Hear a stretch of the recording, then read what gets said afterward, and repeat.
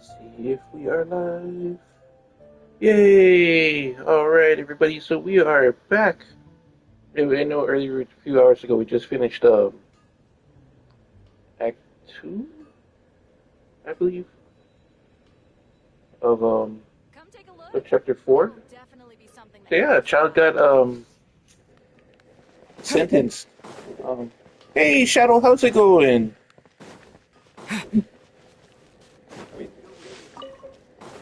Is, it should be a mistrial because they rely on the machine, claimed him to be guilty. So, I wonder if I should change my element to water, just because of the fact of being in Fontaine. Might come in handy in a mission.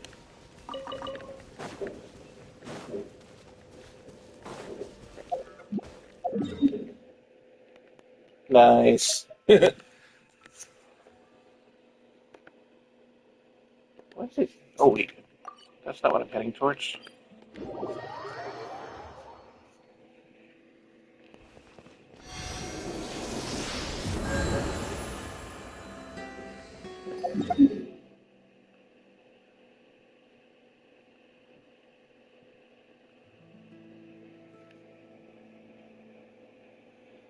Oh no! I was so close.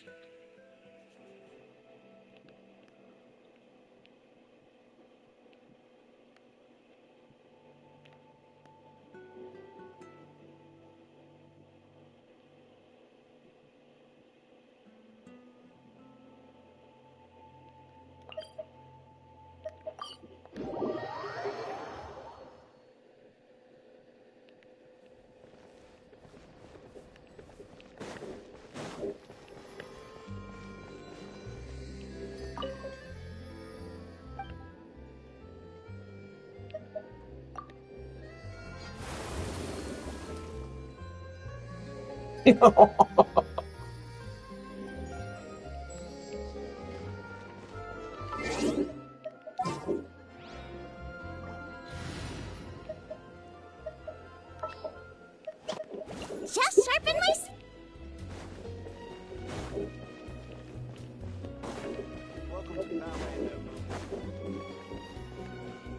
I don't think I have that many hydrophilus to turn in.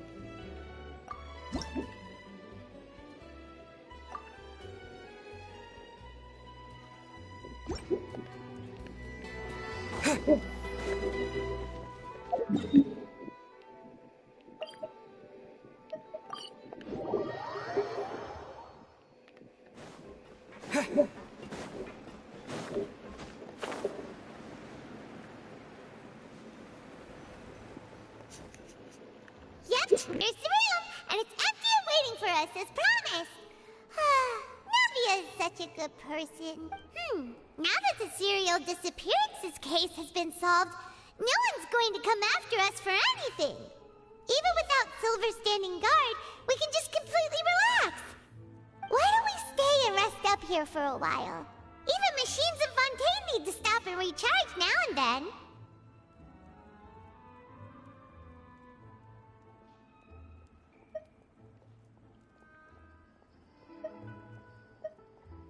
Oh, come on! This place isn't that bad. Besides, how often do we get to stay in an actual base?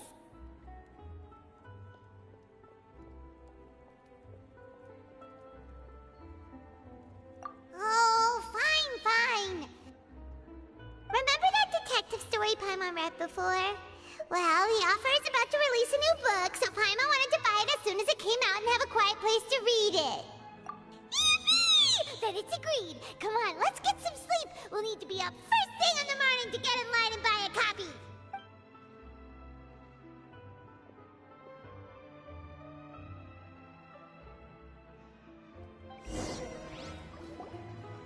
Paimon didn't expect that style at all. Even though it's a detective novel, it's also like a social documentary. Whew. It's actually pretty good.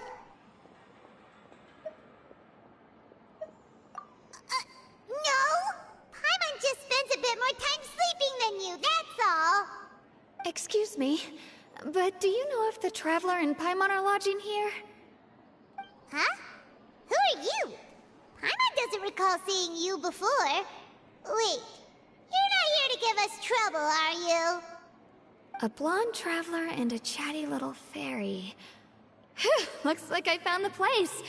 Good thing I asked the Spina di Rosula. Seems they sent me the right way. Hey, what do you mean by chatty? Paimon's always careful not to talk too much. Most of the time, anyway. It's an honor to meet you both. I was sent from the Palais Mermonia. Monsieur Nourillet wishes to see you. It seems he has something important to discuss in person. Nourillet? He wants to see us again already? Huh. We talked so much the last time we met. Has something happened since then? I am not privy to the details. It would be best if you came to the Palais Mermonia and asked Monsieur Nourillet in person. If you say so, but Paimon has a bad feeling about this. Now that I've delivered the message, I'll take my leave. Thanks! We haven't left the room for a few days, so we'll head over once we've freshened up a bit.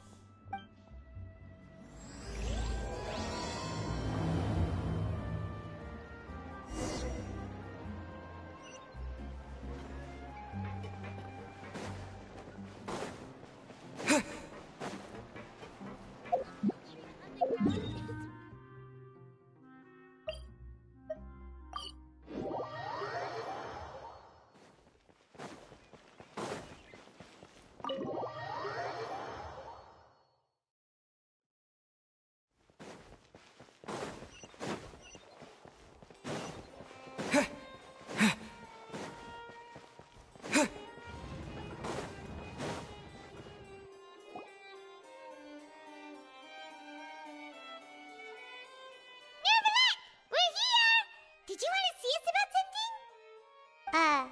Huh? Why were you just standing there? You daydreaming or thinking something over? Yes, I did send someone to fetch you. But as for what I'd like to discuss next, well, I still have some reservations. Given that we've already made the trip here, you should just tell us. Bet you need us to help you with something, right? I do indeed have something I'd like to ask you to do. However, you should wait until after I tell you the details, then decide for yourselves whether you'd like to help or not. The situation is this. If I'm understanding you correctly, the Snezhnayan Harbinger known as the Knave has essentially requested a diplomatic meeting with you, correct? I heard that she was originally from Fontaine, but for her to suddenly arrive here and abruptly request such a meeting like this, I sincerely advise you to refuse her invitation outright. I'm sure you're aware that her purpose is most likely related to Childe's recent predicament. We convicted one of the Snezhnayan Harbingers in a court of law, but we have yet to provide any form of detailed report on the matter. This does indeed provide an opportunity for Snezhnaya to put pressure on us. I believe we should adopt an evasive stance until we can provide a proper explanation and have a preliminary plan on how to deal with the matter. No, we shouldn't. I think we should agree to the meeting. Oh? Well, you see, we are the ones that owe an explanation. If we keep putting off the meeting, it could easily result in the problem escalating, right? It's like a fight between two friends. If they don't agree to see each other and talk in person, isn't it possible that the friendship could end entirely? Though diplomatic relations between Fontaine and Snezhnaya could be considered as friendly, it is only superficially so. You wouldn't go so far as to say that our nations are friends, as you did in your example. It was just an analogy. An analogy, okay? Moreover, even if we were to talk in person, if we don't have sufficient information prepared, it is quite possible the result wouldn't be restored relations, but a complete falling out. I don't think we should overthink those possibilities yet. Even if the logic of the divine is not immediately apparent, its wisdom will only be revealed with time. Besides, you'll be at the meeting. If any problems do pop up, you'll have no problem navigating them. I must clarify that interacting and communicating with people outside of court is not my cup of tea. It seems you think too much of me. But more importantly, when did I agree to join the meeting with you? You mean you won't come? No, that won't do. I can't go to the meeting alone. You have to accompany me. I must take you with me. Lady Farina, could there be something else regarding this matter that is being kept from me? No, not at all. Look, I am the Hydro-Archon of Fontaine, Focalor, the god of justice who is loved and adored by many. So I only hope that justice will be served in this matter. Don't overthink it. I'll go find someone to arrange the meeting.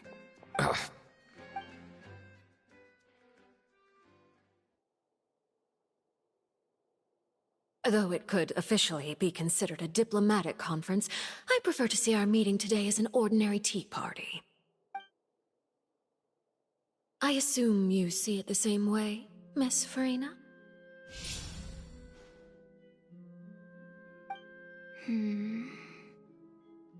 Lady Farina? Oh, yes, that's right. Just like you said, a tea party.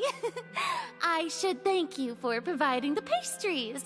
They look delectable. To make this tea party even more lively, I've invited someone else to join us today. It's a pleasure to meet you, Monsieur Neuvillette. I was born in Fontaine, so naturally, there's no need to introduce the nation's revered Eudex to me. Hello. The pleasure is also mine. First, I would like to thank the two of you. I'm often away on business outside of Fontaine, and I'm told that the children of the House of the Hearth have been well taken care of by you.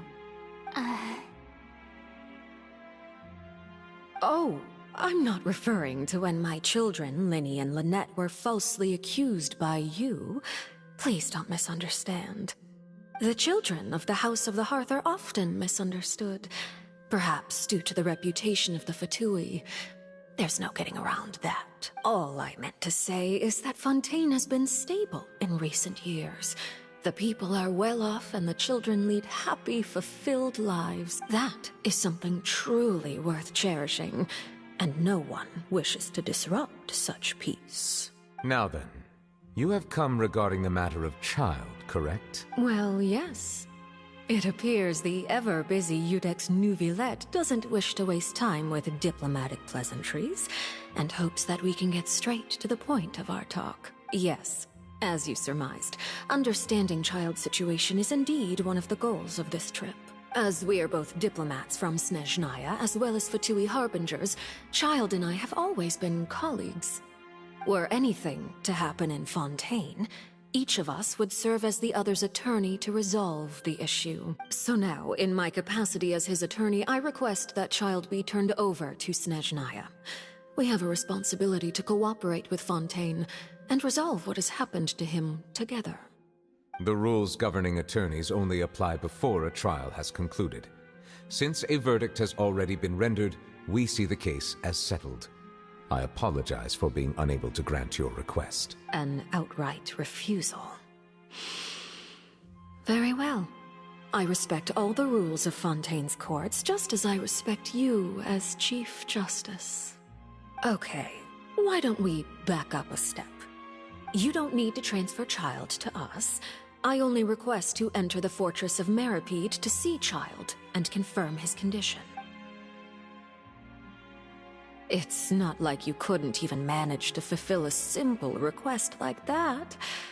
Right, Miss Farina? About that.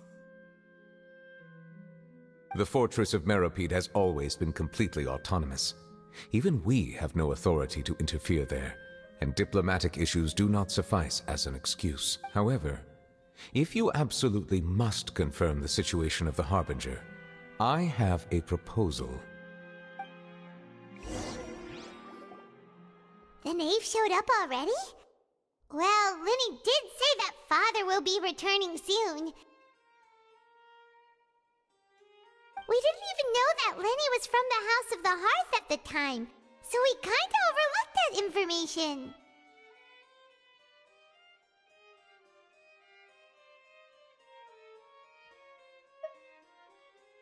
Yes, thank you for your kind advice.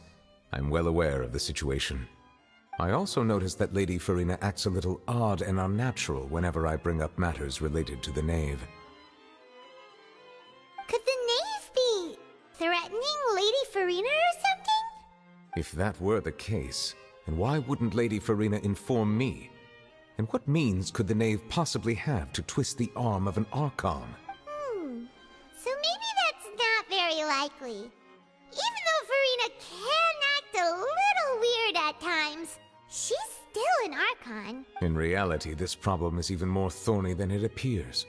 According to reports from the fortress of Meropide, Childe recently disappeared under mysterious circumstances. The details are still unclear. We cannot rule out an escape, but there have also been no reports of him outside of the fortress of Meropide. Special guards oversee the fortress, and its internal systems are extensive. Combined with the special characteristics of the surrounding terrain, an escape should not be possible. I suspect that there's something else behind Childe's disappearance.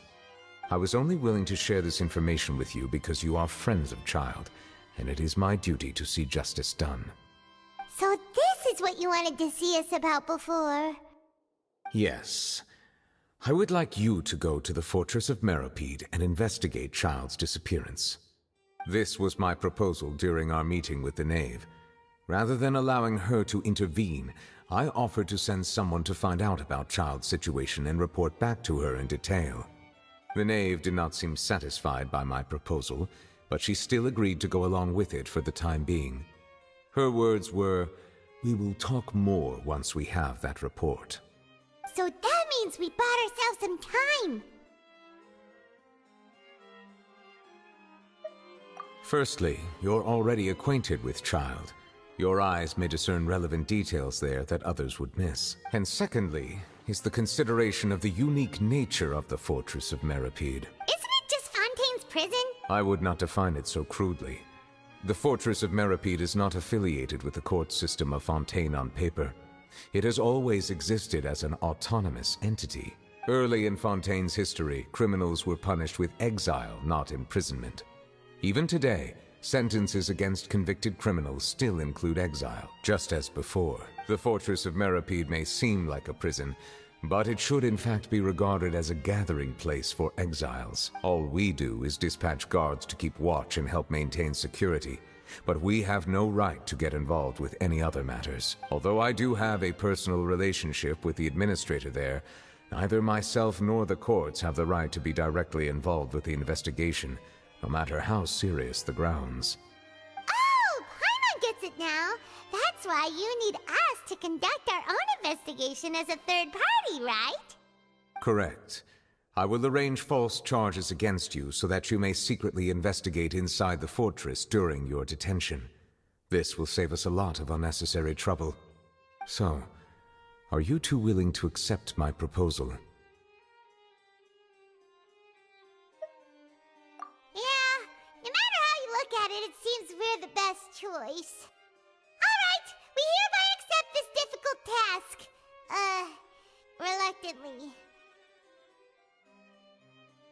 You two have my sincere thanks. This matter is of critical importance to Fontaine's current situation. Also, I hope that both of you can keep this operation a secret. We will rendezvous at the Fortress of Meropide's entrance on Erinius once you've prepared yourselves. I will arrange for someone to take you inside. Prepared ourselves? Is there something we need to prepare? Perhaps you could enjoy a good meal and have a nice bath. I'm afraid that living conditions inside the fortress are nothing like those on the outside world. Oh, right! Even though we'll be there on trumped-up charges, we'll be in prison for real. On second thought, is it too late to back out? Please do not worry.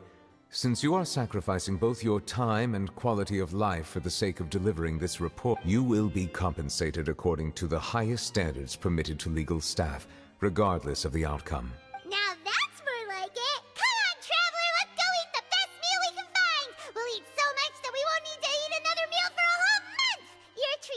Are you leaving now? In that case, please take this cake as a token of my personal gratitude.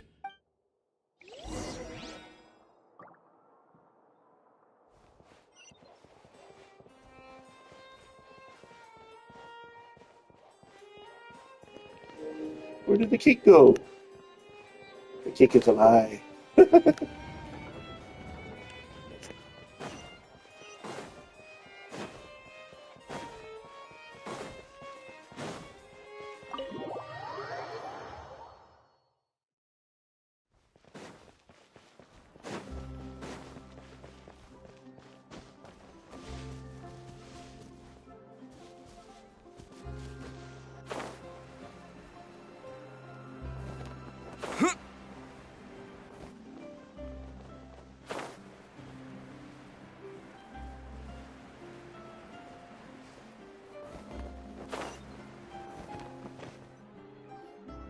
Paimon will have that, and that. Oh, and one of those too. No Fanta, thank you.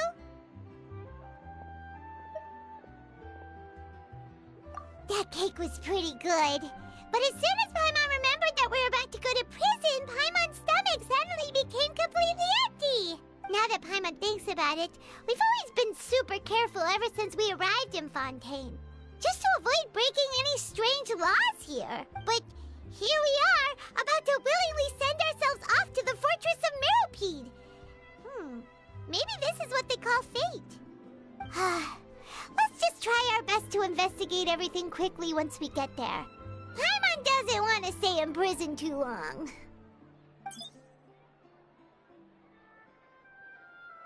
Oh, what is that I hear? Is it the taste of a breaking story? Hey, you can't hear a taste. And what are you doing here, Charlotte? Oh, don't remind me. I invited an eyewitness to a case to eat here, and I was planning to get some great material out of him. But he didn't even show up. Calm down, calm down. This is nothing new. As a journalist, you should be used to this by now. As long as you can score some juicy tidbits from the Traveler, you might still be able to recover the cost of them. You know we can still hear you, Charlotte. Never mind. It's nothing. I just heard you mention the Fortress of Meropide. You didn't commit a crime, did you? Please tell me all about it. No way! We would never! We're just going there to...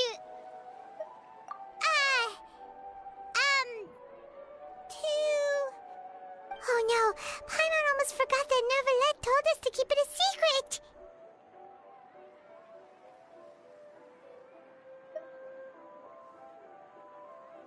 Huh? You're being arrested for that? Oh. But now that I think about it, I suppose that's not completely unreasonable. That's pretty despicable. Almost as offensive as committing theft. You mean Paimon really did something that serious? Sorry, Paimon really messed up. Well, in that case, it's nothing particularly newsworthy after all. Oh, how disappointing. Oh, right. There's still a chance. Since you're going to be at the Fortress of Meropide, would you be willing to help me gather some material for a story? About that, Paimon doesn't think we'll have any time. Oh, it's nothing difficult. All you have to do is think of a way to get some time face-to-face with the warden of the fortress. He was awarded the honorary title of Duke in Fontaine. Sounds really cool, huh? Only those who have made significant contributions to the nation have been conferred this title. It's incredibly rare. On top of that, the Fortress of Meropide has never been under the jurisdiction of the courts. Practically nobody, including journalists like me, knows anything about the person in charge there. Oh, if I could write an exclusive article about him, I bet it would sell a boatload of papers. You make it sound easy, but it really depends. Of course. I wouldn't ask you to do it for free. So this meal is on me. All right, you got a deal. We'll do anything you want. Then it's settled.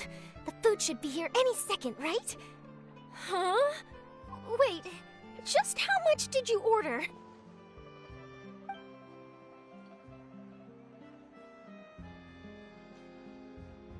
Oh, Paimon's so full.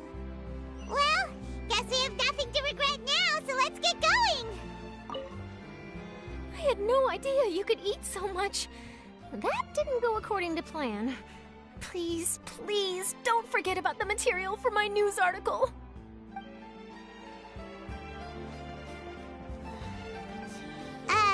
Wait.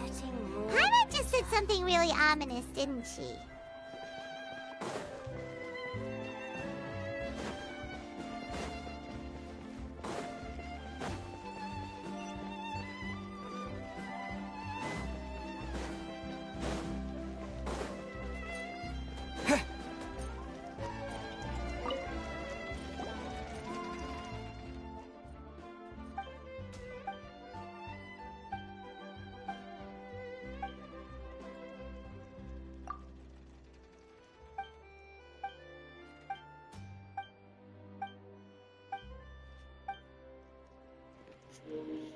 No, man, I didn't want a life story. I just wanted to see what you had to say for sale.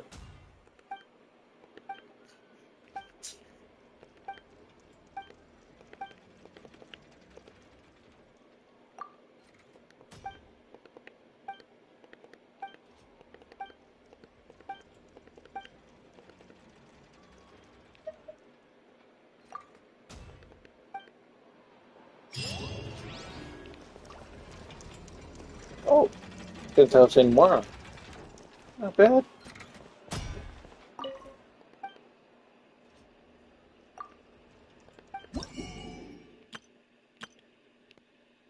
Oh, interesting.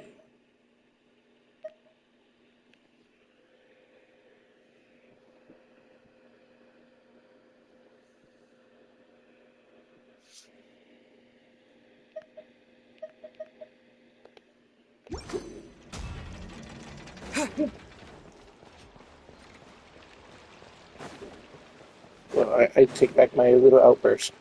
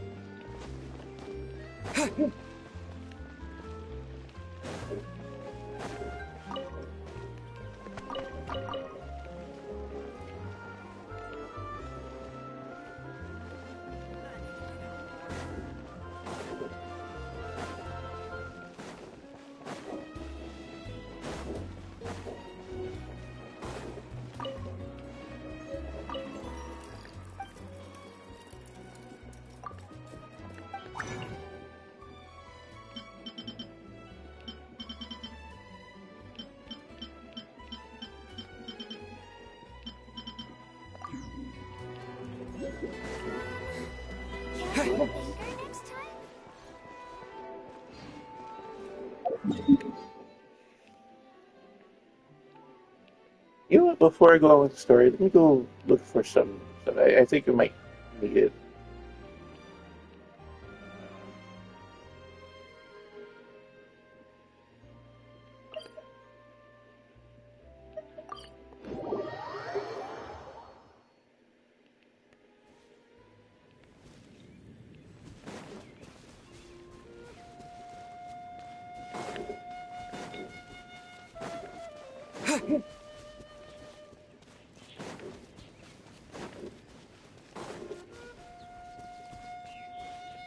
Purple gems.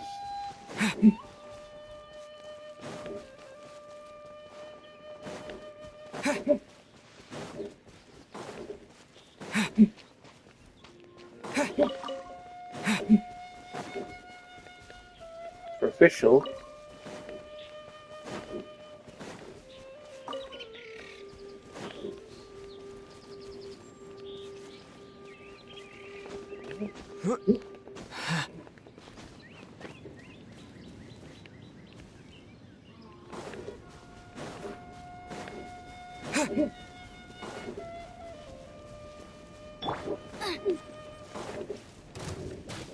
Boba, get them!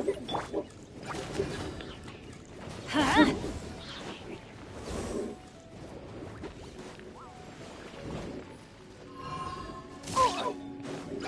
Why do they never miss? Huh?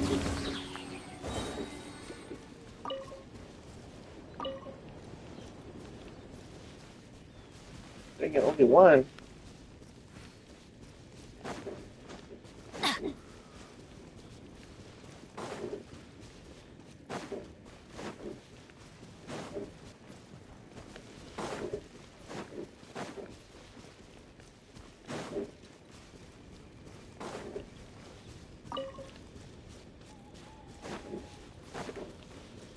we go!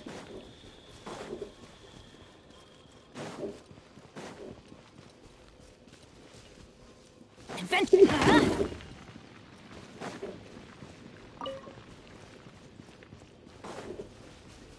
Off we go! This is going to take way too long if it's only giving it one by one. Off we go!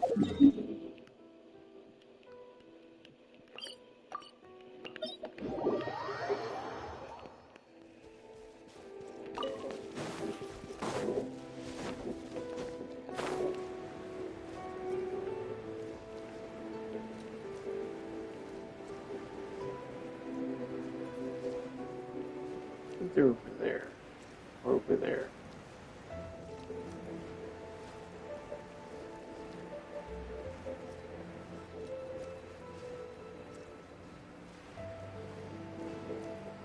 Yep, there they are.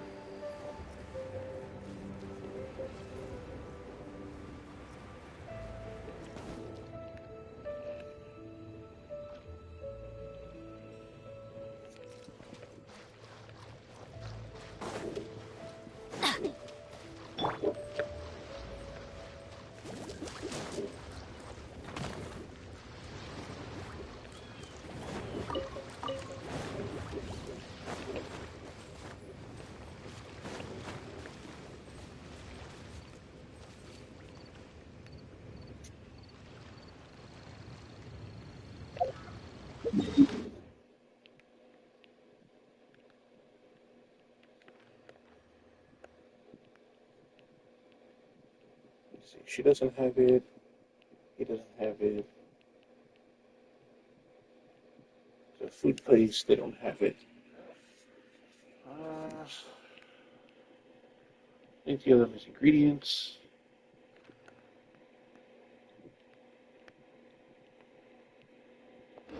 What are those things even called?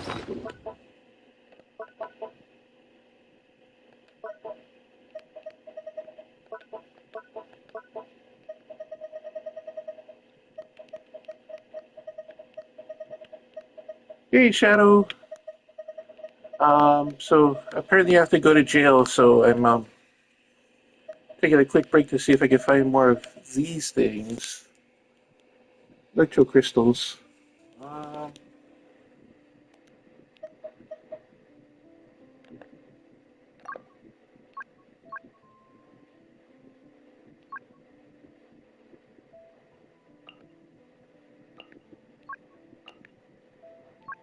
I don't know, it's not showing me where the thing is.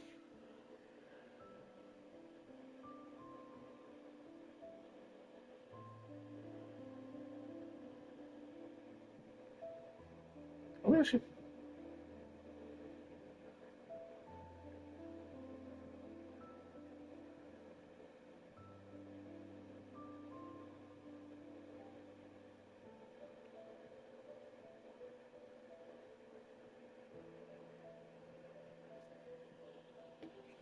I think there's somebody in the Harbor that sells it. Might make it a bit easier.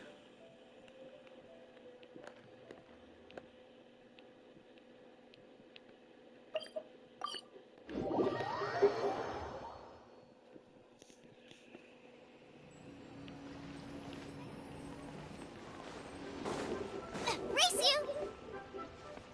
No, this sells food. How about this guy? Is this the rock guy? No, he's only jade.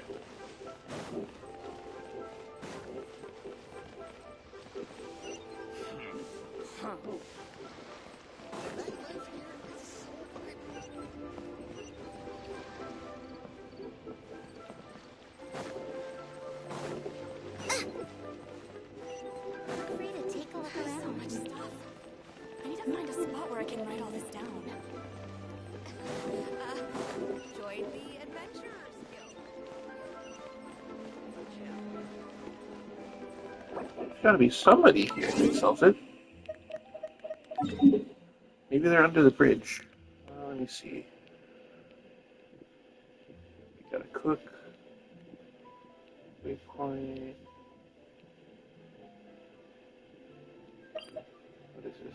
Toy shop.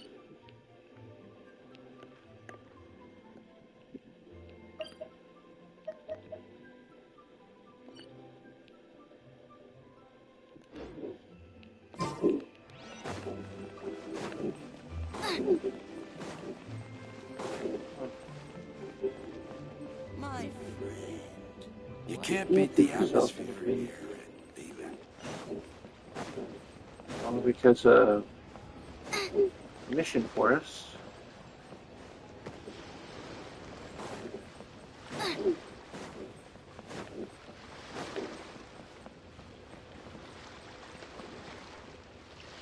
There it is.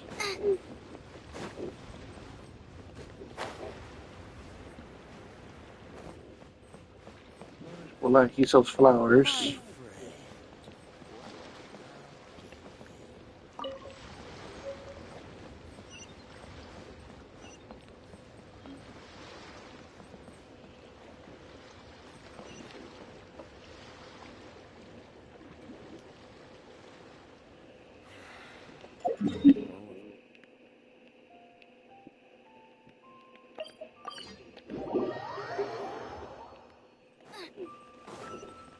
Race you!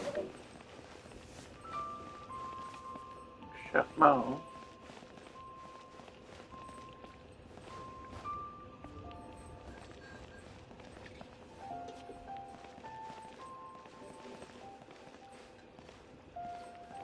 I'm so confused.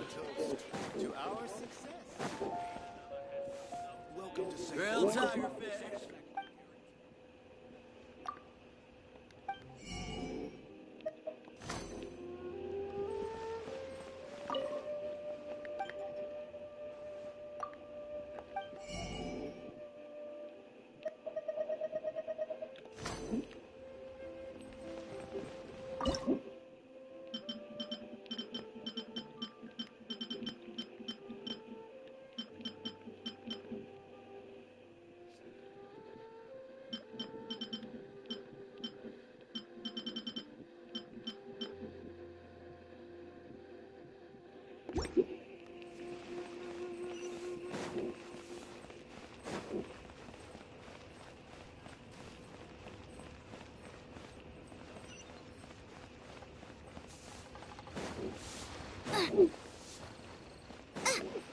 Ration. You are.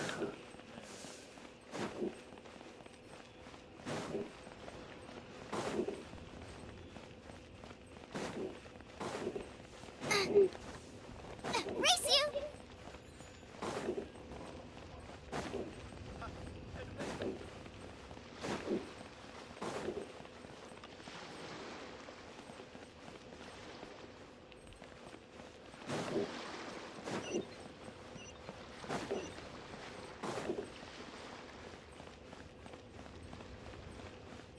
Thank you. Stock at Sigu Antiques. Bad news for my purse.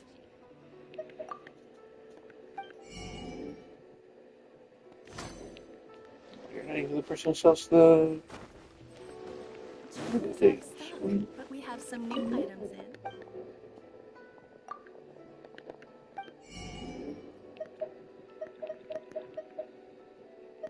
It's the wrong type.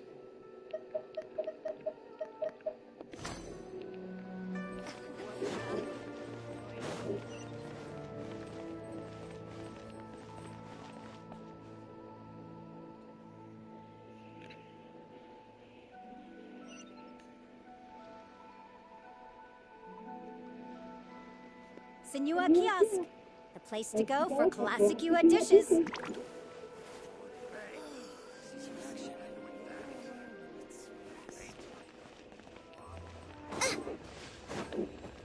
Race you!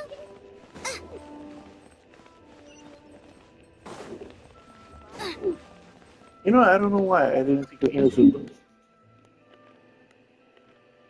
Inazuma's a land of thunder, so it should have lots of stuff over here. Where did we come in? We came in from here. So, yeah.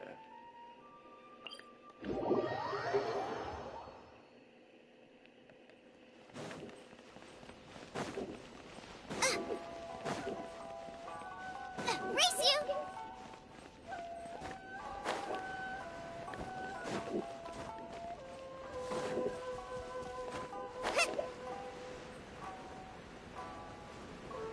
There's some, no, that, yeah, there's some right there. Race you! Nice and spicy!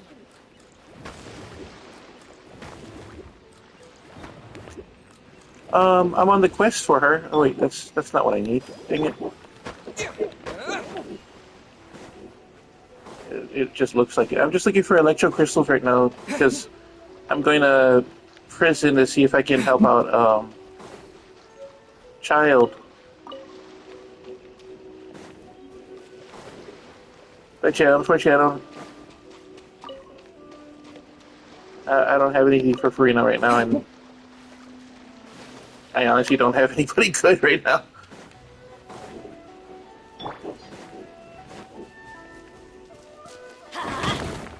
There they are. That's 3.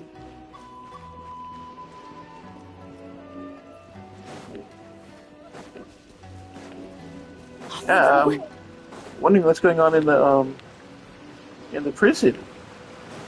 But I need some some stuff before I go to prison. Because I think I'm gonna need the for healing. Let's light it up! I'm really liking Navia. She's so cool. Adventure time! Off we go! Adventure time!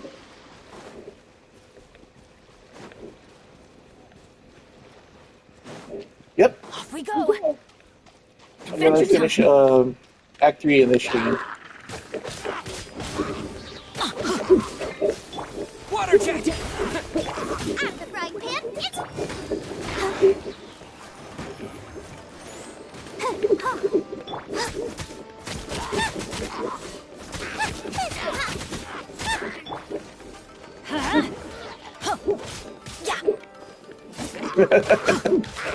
Well, I try. I don't want to say that, then all of a sudden they don't.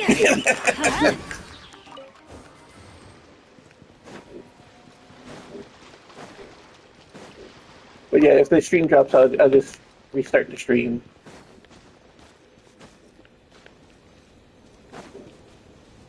So,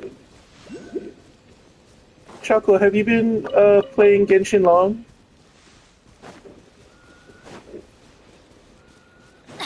I've been playing it for about a month now, and I'm trying to make this thing called a NRE because it takes too long for me to swap to my food while I'm getting attacked by people. Off we go! So now I need electro crystals to build it. Adventure I was time! wondering if it's like a good place to farm it. Or if there's like a vendor or whatnot to buy it. I just went to Inazuma, but not Inazuma, but Liyue, and I couldn't find anybody. Booba, get them! Oh no! Let the show begin. Oh. Water jet! Dang it. Off we go!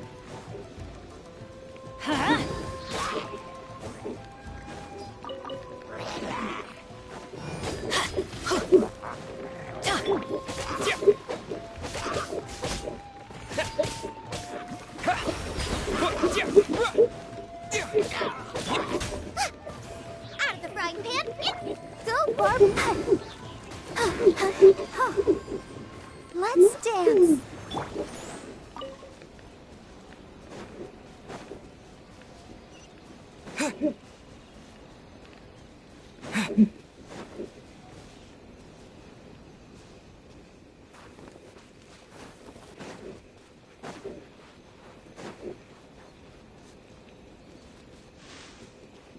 We're near the town. Small town. Yep, on Kill Plain. Yeah, I think I know where we are. There should be some this side. I hope. No, it's different material.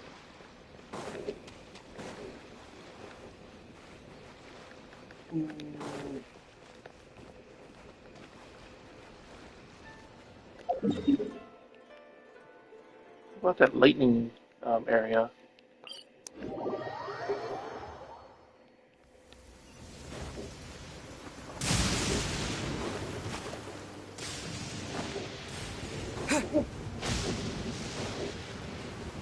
I kind of went out of order too. I finished chapter 5 before I finished chapter 3.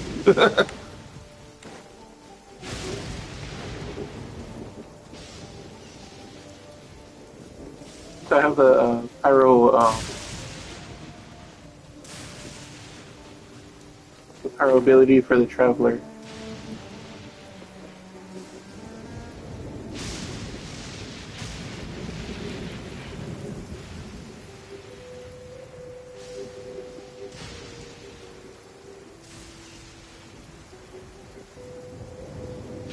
You would think electric crystals would be easy to find.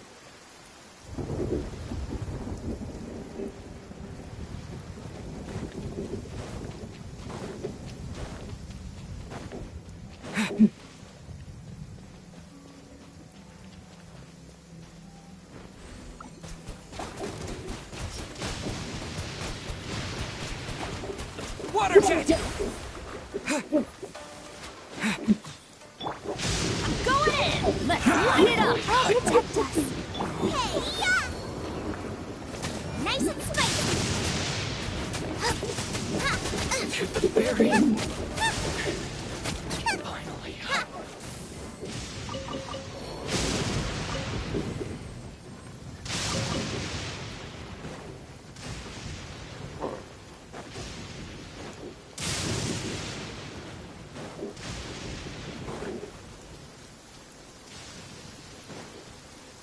Yeah.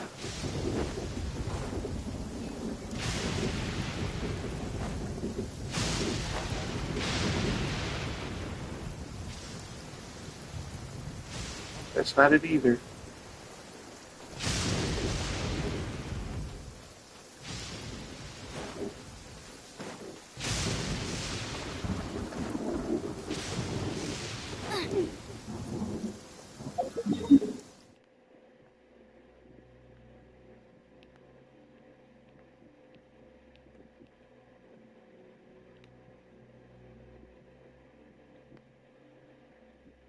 Let's see if we can go to the blacksmith, see how much more I need.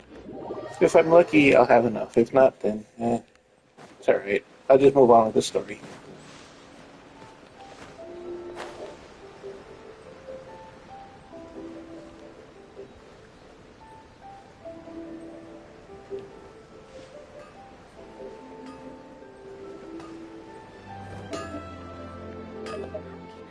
The essence of Noma art.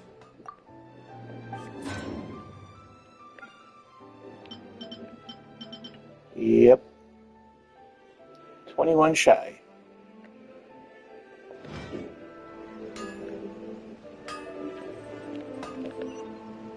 Okay, okay. I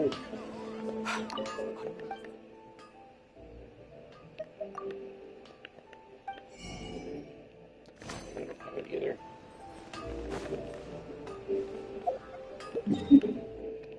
I'll get back to that story.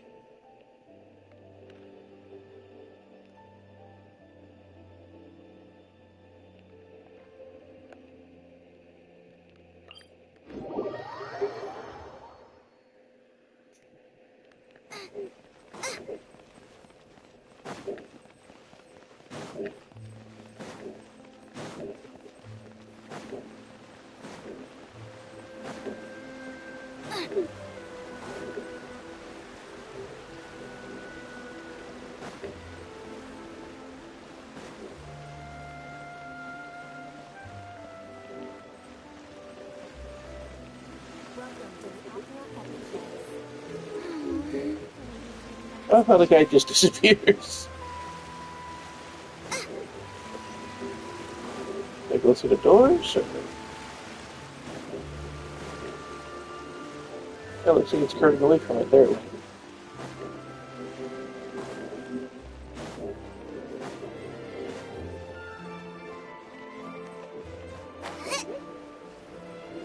Whoa!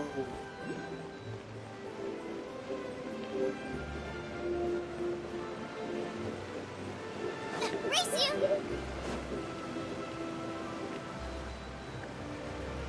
Alright, Neverland, we're ready.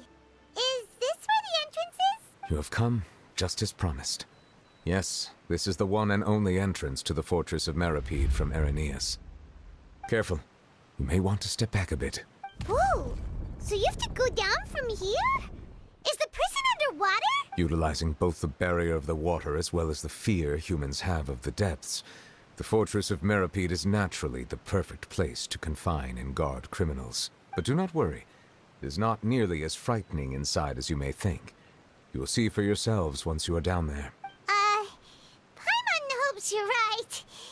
Don't know about you, but just thinking about being at the bottom of the sea like that gives Paimon the heebie-jeebies. Oh, and there's one more thing. I mentioned that I have had personal dealings with the administrator of the fortress, Writhsley. He's a very shrewd fellow. Yeah, we heard about him too. He's that Duke, right? Correct. He is the highest-ranking manager of the underwater prison. Even though you are going there to investigate at my behest, it would behoove you to avoid any confrontation with him or any of his subordinates. The Duke rarely ever leaves the fortress of Meripede, but that does not mean he is not privy to all that is happening inside and outside the fortress. He is quiet, but not unaware, so please bear that in mind. All right, that's about all the time that we have to talk privately. I'm counting on you two. Don't worry, we won't let you down. Good. Madeline! I'm here, Monsieur Nervalet. These two are the newest convicts, I presume? Don't worry, they won't escape on my watch. Like we would try. Please follow me, you two.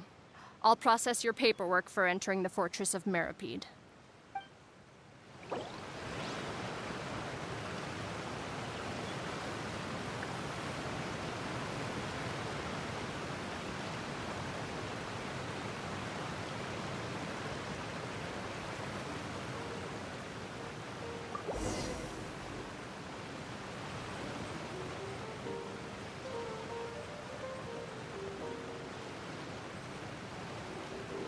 Was the game trying to block me again? I'm glad that you can skip the other missions now, though. It's very helpful.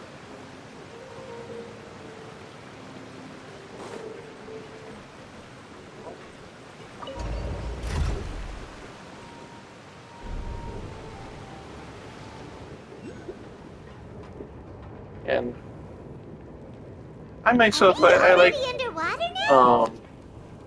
Huh. So this being in is like what it shallow feels like water, to be a but criminal I in don't like Fontaine. deep sea. Although I You two seem used to be to taking this pretty well.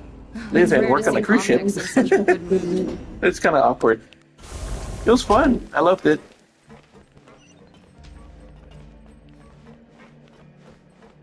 Race you!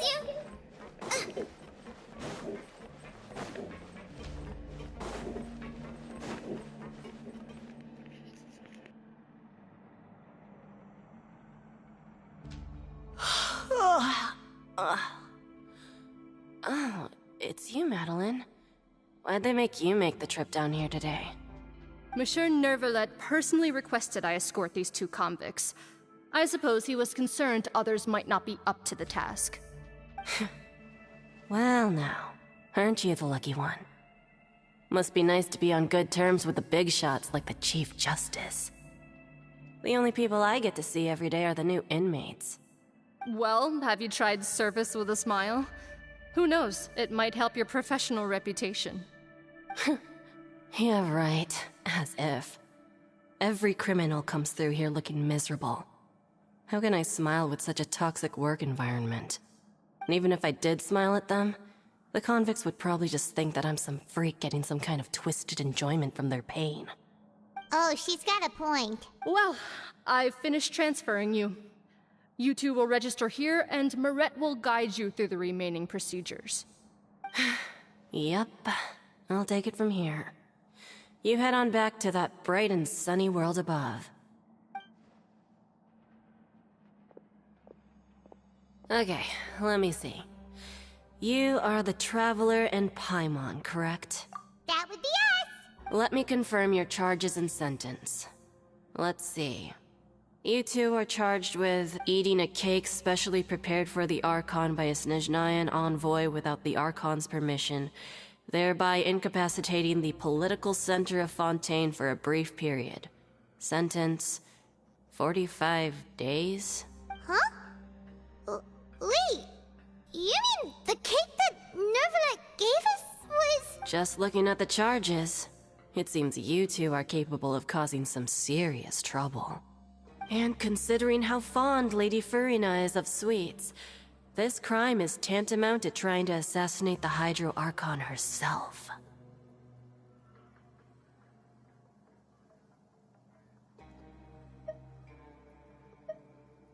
Now I've seen everything. Anyway, we still need to finish processing you before you can enter the Fortress of Meripede. Please stand in front of the board over there. I'll take your mugshots with my camera. Oh, all right. But be sure to catch Paimon's good side.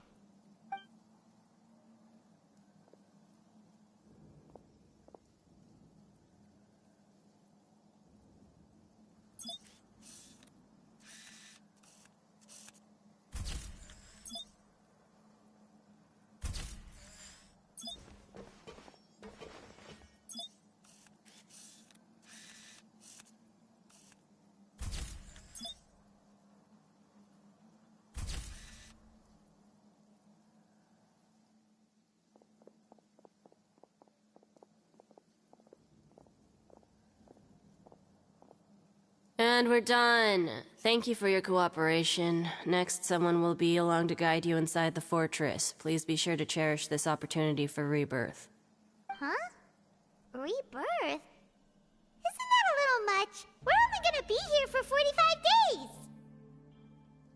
You two are the new inmates, right? Follow me. Oh, okay! Paimon is Paimon and this is the Traveler! Save it. Not like I'll remember your names. Move it.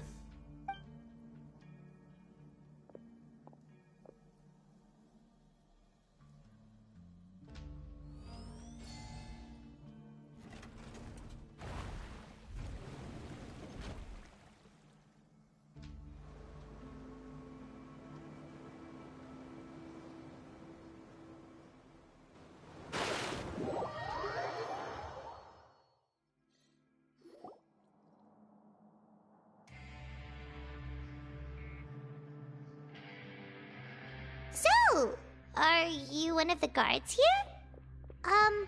Is there anything we should be careful of while we're here?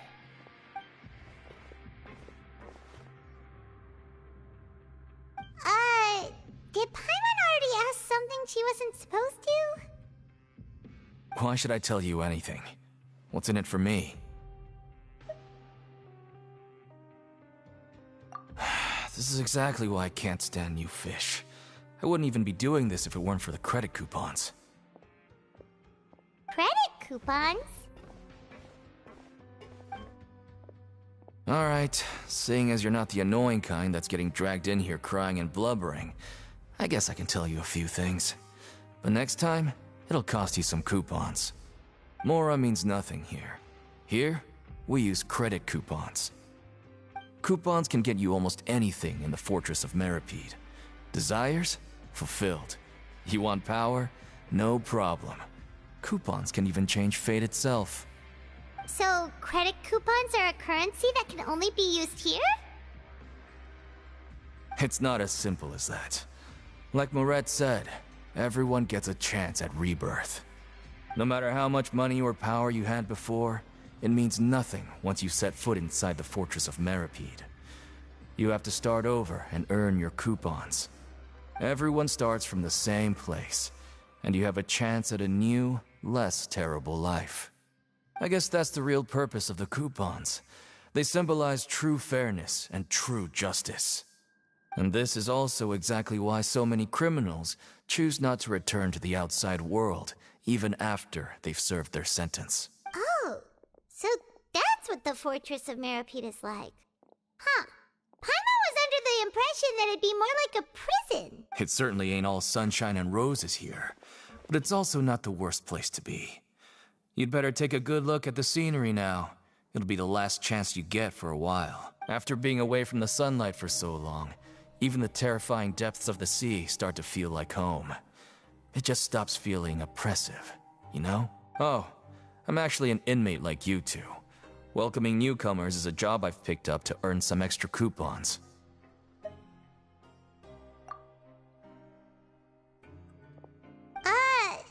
Why aren't you answering us again? I've told you enough for free. Any more info is gonna cost you. So all you care about is Mora! Wait, no. Coupons? Almost there. It's down through here. Your turn to give it a try.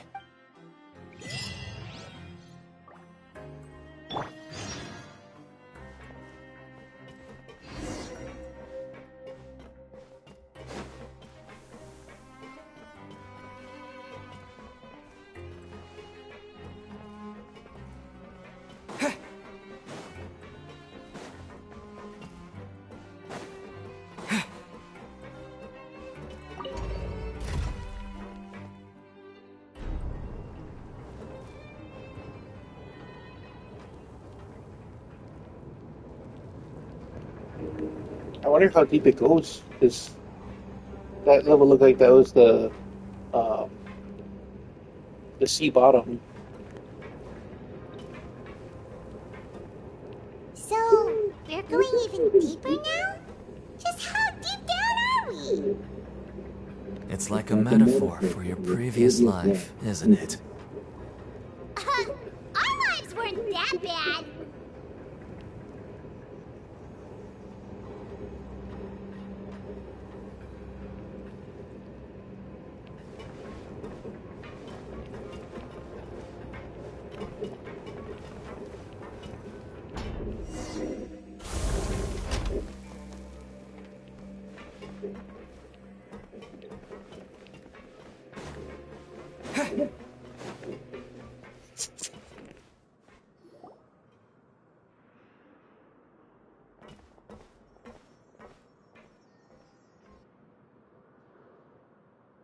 So this is the actual entrance to the Fortress of Meribed?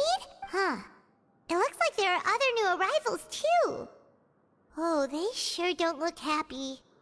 Maybe we look too relaxed for fresh convicts. Oh, right. We're on someone else's territory now. We need to think of a good way to act like criminals to get by. If we're discovered, even Neuvillette might not be able to rescue us. Hey! Don't scare Paimon! Oh, Paimon's not ready for all this! Look, I don't really know you, and I have no idea what kind of crime you committed, but... You wouldn't have happened to anger someone important, did you? Someone important? Paimon doesn't think so. Now's not the time to worry about that. Anyway, it's over there, so... You just go on over there by yourselves. I've done my job, so... Good luck. What was that all about? Wait a second. Are there usually so many garter mechs around here? They're already onto us? Prisoners numbers 7459 and 7560. Welcome. Oh, no need to be anxious. These Gardamex aren't here to attack you. In fact, they're here as your honor guard. When I heard that you were friends of Monsieur Neuvillette, I had the Gardamex come and wait in formation. Wait! You know about our connection with Neuvillette? The seafloor isn't as cut off from the world as you might imagine. However, I'm afraid that I know nothing more than that you are friends of the Udex. And as you can see, committing a crime means being sentenced here, even if you're friends with the Chief Justice. Quite fair. The Duke! Greetings, Your Grace. Lovely weather today, isn't it? Oh, greetings, my good fellow. Well, I'm willing to imagine that the weather is as good outside the sea as you say it is. How great it would have been if only the Fortress of Meribed had been built on the coast, huh? It would have been so convenient to enjoy a nice chat in the sunshine. My profuse apologies. I just got so nervous when I saw you, So this is the Duke. He sure looks a lot younger than Paimon imagined. The Traveler and Paimon, correct? Mr. Deacon here was responsible for your welcome. I trust you were satisfied with his guidance?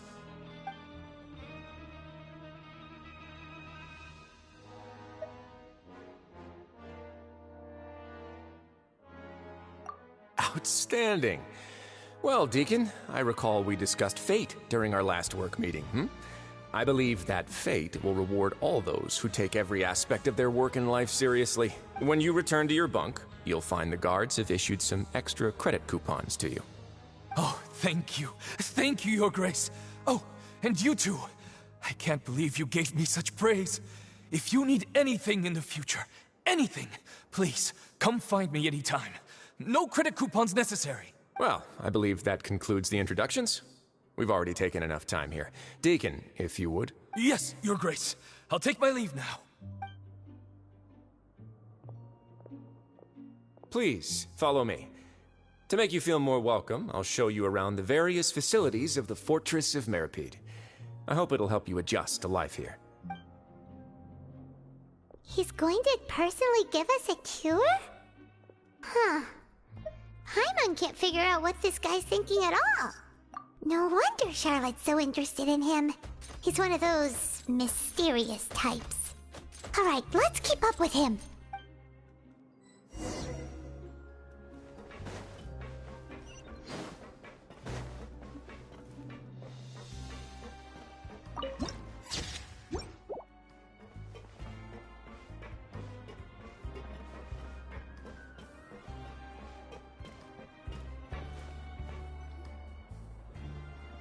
There's no need to be so reserved.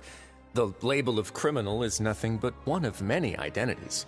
And being criminally inclined here at the Fortress is just one of many ways to survive. Is it really okay for the warden to think like that? We're real criminals, you know. What if we're too difficult to handle? Well, then maybe you'll be able to carve out a name and a place for yourselves in this underwater world, But before you go in swinging, please remember that in the Fortress of Meripede, it's better to not cause trouble for yourself or for the guards. Now, we've arrived at a very important place, the Coupon Cafeteria. You can come here and claim one welfare meal each day. Welfare meal? You mean it doesn't cost anything? That's right. Criminals are essential to Fortress operations, so we must guarantee that they at least have the basic means to survive. But that's not how it was.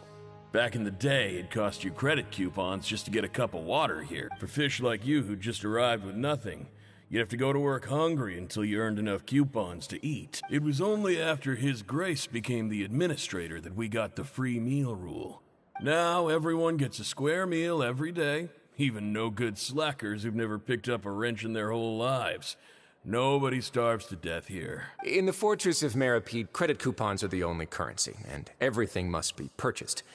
In some sense, you could say using the coupons is a form of trade. But trade is always conducted by people. So if we want trade here to prosper, we need everyone to work hard and live their lives. If nobody could even afford a meal, then the whole fortress would be up in arms.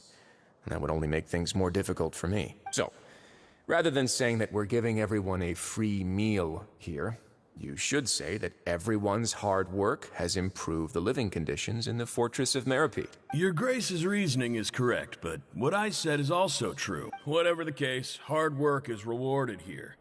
You'd be hard-pressed to find anywhere else as fair and reasonable. Right! Paimon sees your point. By that logic, this place doesn't seem so bad after all. Oh, wait, no. We shouldn't drop our guard so quickly. But it seems the inmates really respect the Duke because of his attitude, right? We should still try to verify the truth with our own eyes. Let's continue this way.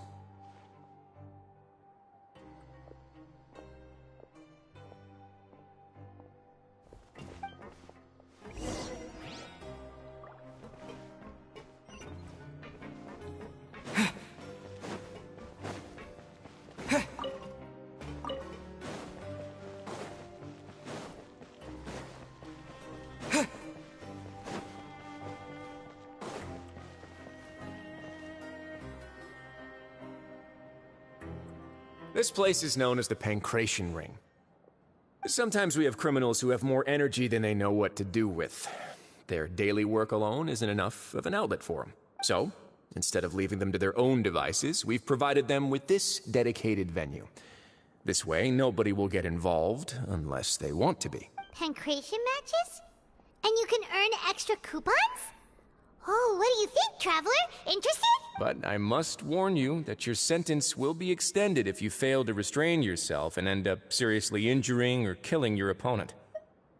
So, did you set this place up too? No, actually. I just granted approval for the organizer to use this area to build the ring, and I collect a portion of the proceeds in return. Of course, the fees are also quite useful. Oh.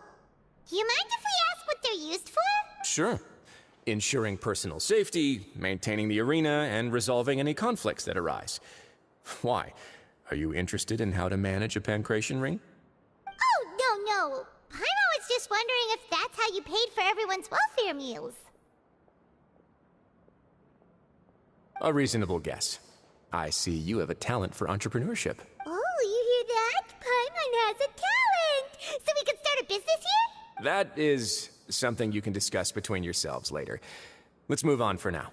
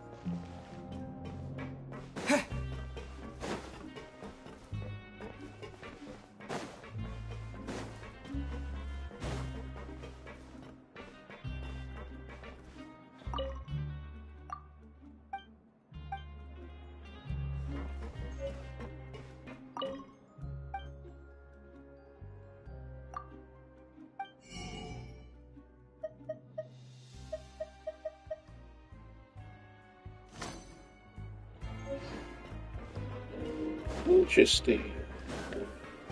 Bombs away! Oh, shoot.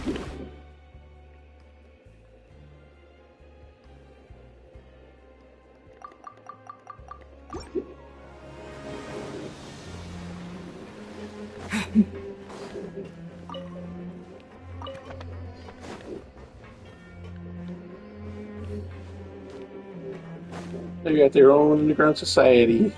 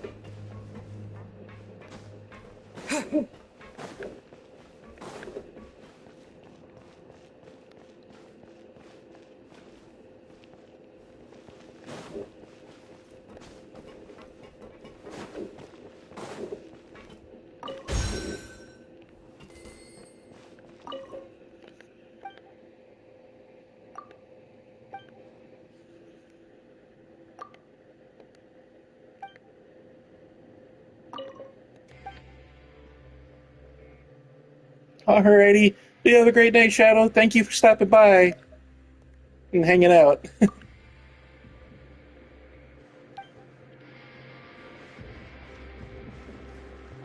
Welcome to the Rag and Bone Shop. But yeah, I'm gonna make a pin for your thing. I hope to see you on your stream tomorrow morning.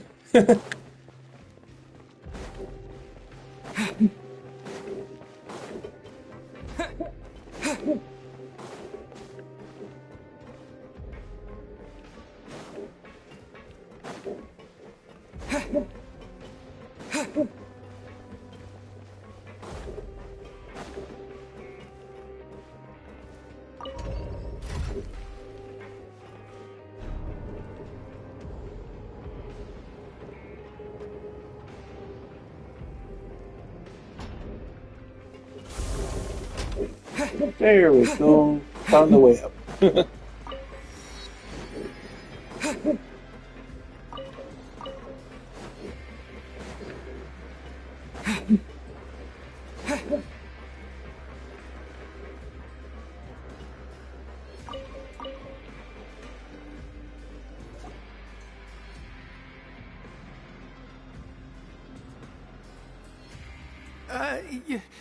Your Grace. Good morning. I mean, good afternoon. No, wait, what time is it again? What time indeed? Time waits for no one, so it's best to keep an eye on it. My apologies, Your Grace. Jeez, that guy's so nervous he almost forgot to breathe. Sorry, forgive my manners.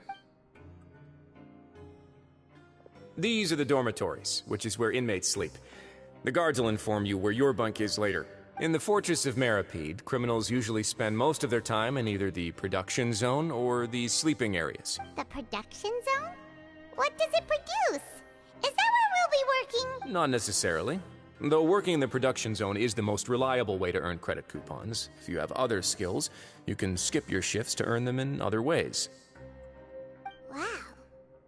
Wait, you're the manager of this place, and you're just telling us to our faces that it's okay to skip work? The fact that the Fortress of Meripede has continued operating completely autonomously is proof enough that most people are willing to work honestly and earn a stable income. As for what we produce, many of the clockwork machines seen all over Fontaine originate from our workshop. Therefore, the Fortress of Meripede is not only a place where criminals serve their sentences, but also a giant machine factory. There's no need for me to get into specifics about the production process now.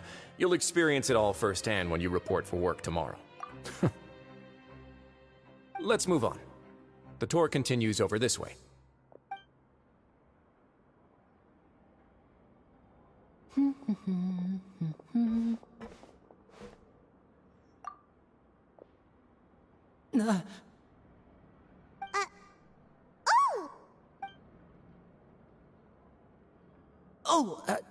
You really scared me there. I didn't expect to see you here, Your Grace.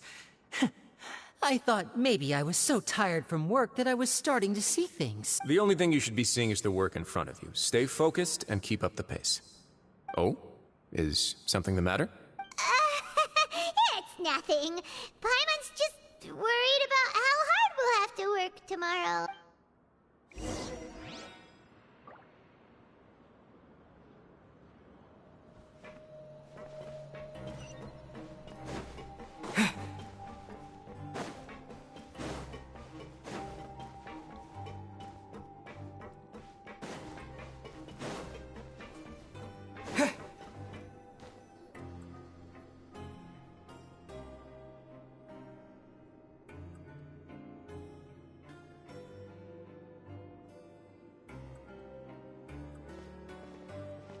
Your Grace? What are you doing in the infirmary at a time like this? Oh no, you didn't injure yourself, did you? Not yet, unfortunately for you. But thank you for your concern, Sigewinne. Oh, then you must be here for those two. Allow me to introduce you. This is the infirmary, and Sigewinne here is the Fortress of Meripede's head nurse. Hello, new faces. They call me the head nurse, but I actually handle all the nurse-related work all by myself down here. Since you seem to have some rare downtime with no patients, perhaps you could find the time to join us for dinner? Oh, then these two must be some important convicts. Sure, I'll join the welcome party. Thank you. Your presence will be the pièce de résistance for today's tour. Oh, so the tour part is over now? I believe I've already covered the primary aspects of life here in the fortress. As for your work, there'll be someone else to guide you through the details. Is there anything else? I seldom conduct tours, so why don't you just ask if you have any questions? Well, this is our first time here. Paimon's not sure what to ask. Then let's head back to the coupon cafeteria. Maybe a meal will help you think up some questions. You should at least try to be excited. Our free meals are actually pretty good here.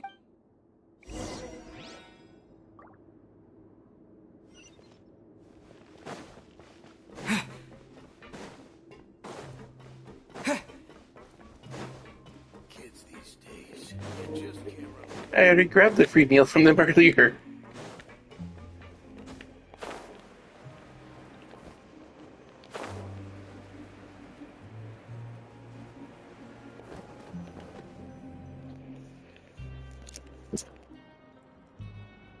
What do you think of the food?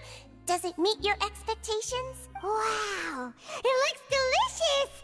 Neverlet made it sound like living conditions in the Fortress of Meripede wasn't very good. Who would have guessed that criminals get to eat tasty food like this every day? Oh, isn't that the meal box that only super lucky people manage to draw? Seems like you two are quite fortunate. It actually has nothing to do with luck in this case. I had a word with Walsey, so you didn't have to draw lots like everyone else. Oh, you mean the meals are random? Yes, what you get to eat depends completely on your luck. You could say that it's a distasteful little game that Chef Walsey likes to play here in the cafeteria. Paimon knew it! If criminals got to eat tasty food like this every meal, the crime rate in Fontaine would skyrocket for sure! Excuse me, did I hear you mention Nervulette just now? I've been wondering how he's doing. Is he busy with work? Has he been taking care of his health? He seems healthy no matter how you look at him. But he works so hard all the time, so it must be really tiring. Sounds like he hasn't changed a bit. Looks like you can stop worrying so much, Sigewinne. Oh, that's good. But I still feel like it's been too long since I've heard any news about him. No news is good news. Maybe next time I've got something to discuss with him, I can invite you to accompany us. But isn't the Fortress of Meripede independent from Fontaine's court system? What do you two have to discuss? Well, we provide all kinds of mechanical products for official use, and some essential goods have to be obtained from the overworld, so we naturally have to stay in touch about this and that. Monsieur Neuvillette's character is unimpeachable. No matter the question, you can discuss it openly and freely with him. Talking with him feels quite effortless. In light of that, I am quite willing to go out of my way to show respect and accommodate him. In fact, right now, I'm treating you two as guests invited by Monsieur Neuvillette. But unfortunately, I can only do so until the end of this meal. After this, you two will just be inmates here. You're very welcome. Well, your new life awaits.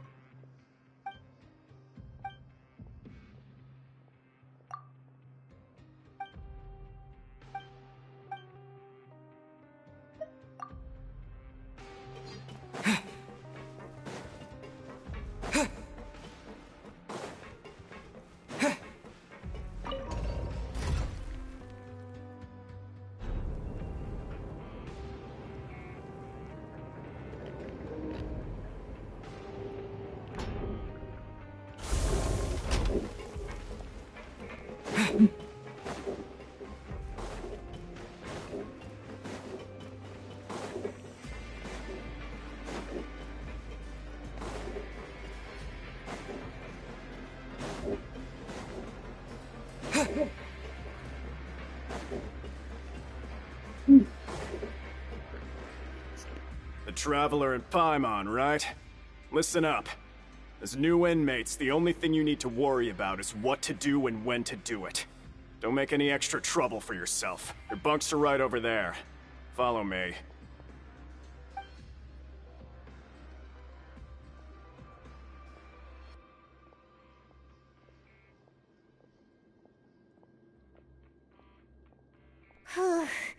So this is where we'll be sleeping from now on. Oh, Paimon can't believe this! The days of staying home and reading detective stories are like a dream now. By the way, Traveler, we saw a lot of things worth investigating just now. Even though the Duke didn't say it too directly, judging from what he said at the end, it seems that he was only welcoming because we know Neuvillette. We are criminals, and Paimon did eat that cake. but we're actually here to help Nervalette. Is it possible that he knows we're here on a mission? Or is Paimon overthinking things? Yeah, Paimon thinks so too. He probably knew why we came here from the very beginning and intentionally wanted to send us a message. Maybe something like, "Hey, I have my eyes on you, so don't try anything funny." Yeah, you're right. It's not like we can go back to Nervalette empty-handed and say, "The dude looks scary, so we gave up." And besides, the Duke said that he was willing to go out of his way to show respect for Nervalette, right? So, we at least need to try. But Paimon hasn't gotten a clue where we should start our investigation. You mean... Yeah, that's what Paimon was thinking too! Paimon almost spilled the beans when we ran into him. Fortunately, based on his attitude, it looks like the Duke sees Linny as just another inmate. We worked so hard to help clear Linny and Lynette's names, and yet we turn around and bam! He's in prison anyway! Oh, right! Linny and Lynette are from the House of the Hearth. They work for the Knave, so they could be here to investigate too! Huh? Oh, it's a card! Paimon didn't notice it earlier. It looks like a magician's prop. Lenny must have left it here. He's in prison and still doing his little tricks, huh? Let Paimon have a look. It was nice to bump into you again. Let's catch up in the production zone tomorrow. What in the world? It's written like he's greeting a buddy on the street. Paimon thought he'd write something important. If you say so. We can ask him what's going on tomorrow. Let's get some rest now.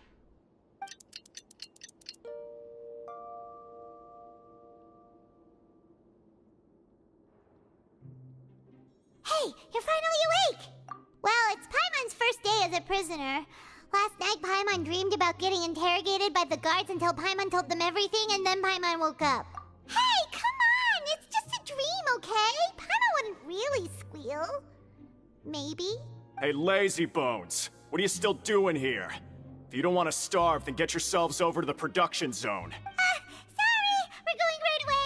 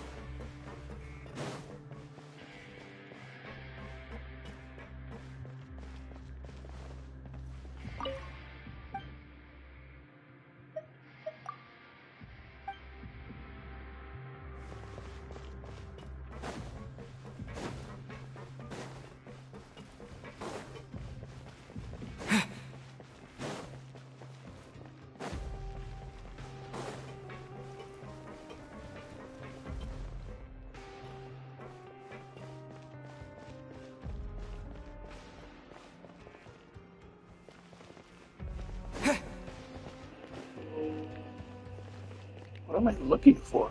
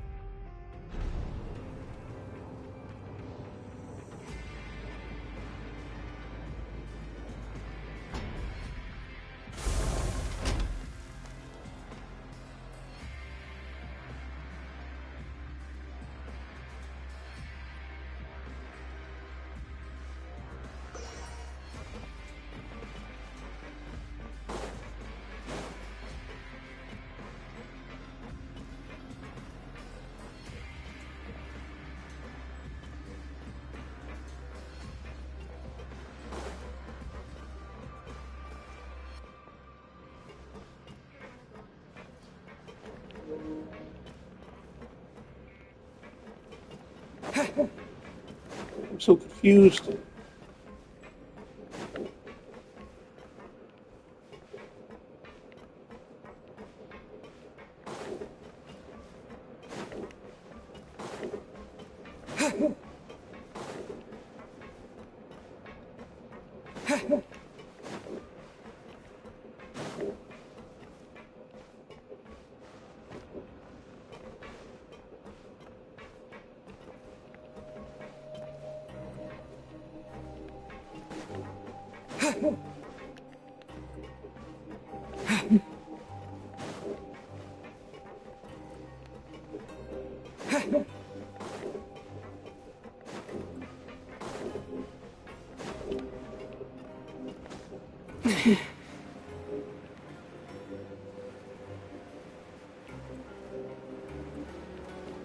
Oh, it's this one I gotta go.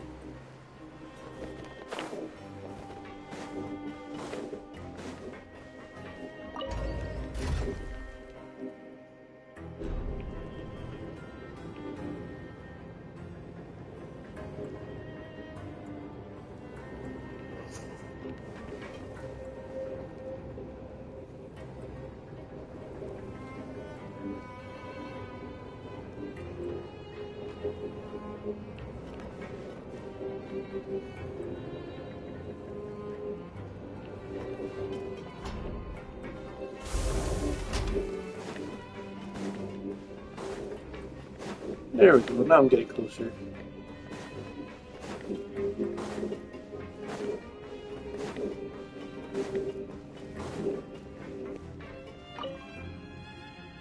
Ah, you must be the catch of the day. Yep, we just arrived yesterday and... Don't interrupt me when I'm speaking! Yes, sir. Listen carefully to my instructions. I don't want any mishaps.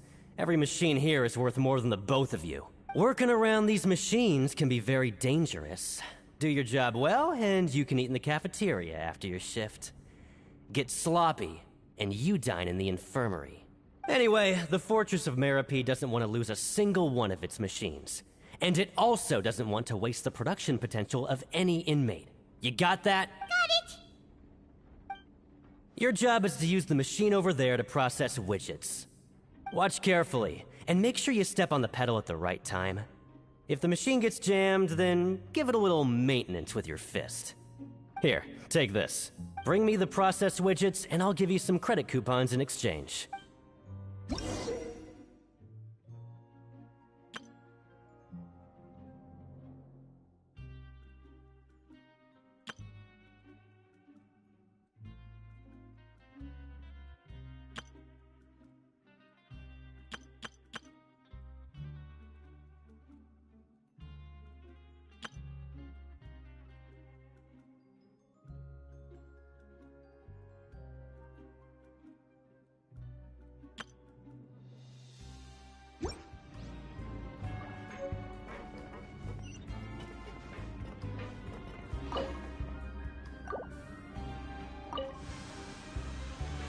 Once the widget is hot enough to glow, jump to step on the pedal and hit the widget with... So if the machine gets jammed, you just need to attack it to fix the problem.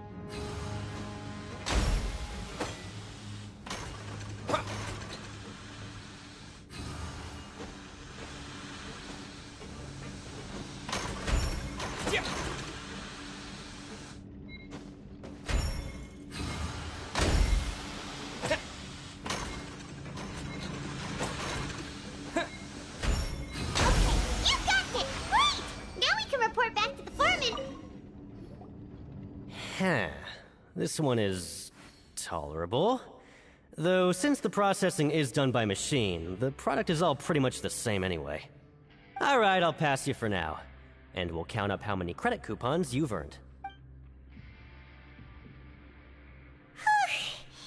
Paimon's exhausted. We're done now, right? Even though Paimon's starving and wants to head straight to the coupon cafeteria, we still need to meet Lenny first, right? He probably just finished up his work, too. He should be around here somewhere.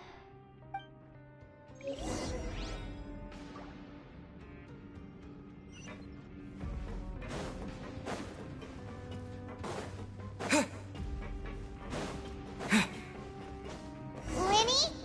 Mr. Magician? Where are you?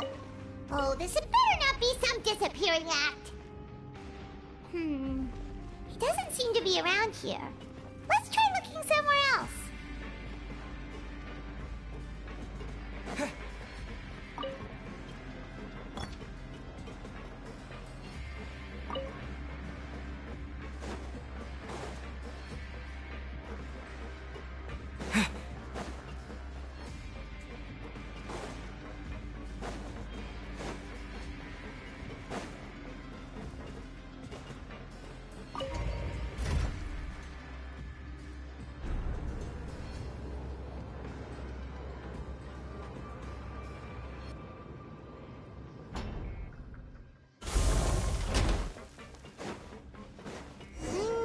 Where could he be? Did he decide to slack off and sleep the day away?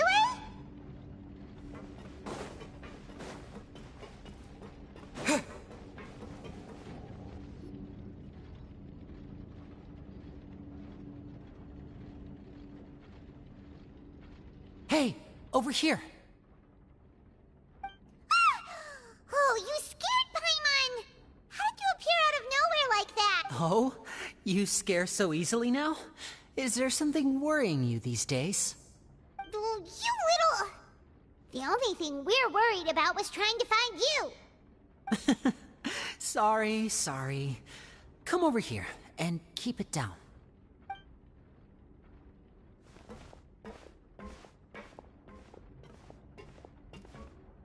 Oh, Lynette! You're here too! You two really are inseparable. That's right. My brother simply can't stand to be away from me. It's not just Lynette. Fremine is also here. Do you still remember him? Oh, you mean that diver from the House of the Hearth, right? Now hurry up and tell us, how did you end up as criminals this time? We fought so hard at court to prove you were innocent, but now it looks like our incredible court battle was for nothing! Sadly, even the teeniest of things can land you in prison these days. I put together a street performance and used the popularity we gained from the Opera House incident to attract a big crowd. And then? Next, I invited several audience members to participate in the show. And then, with the entire audience watching... My brother was charged with theft, and I was charged as his accomplice. It really isn't that bad. The missing wallets are all in the leftmost drawer of the Maison Gardiennage's big filing cabinet. Yep, we should be released then. In terms of the magic trick itself, I think the performance went perfectly. Leave it to Lenny to magic himself into prison.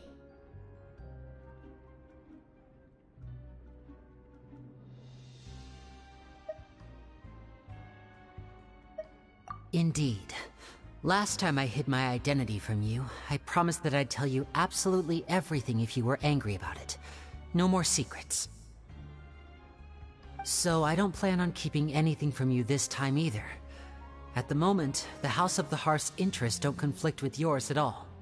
We were instructed by the father of our house, the Knave, to come here and conduct an investigation.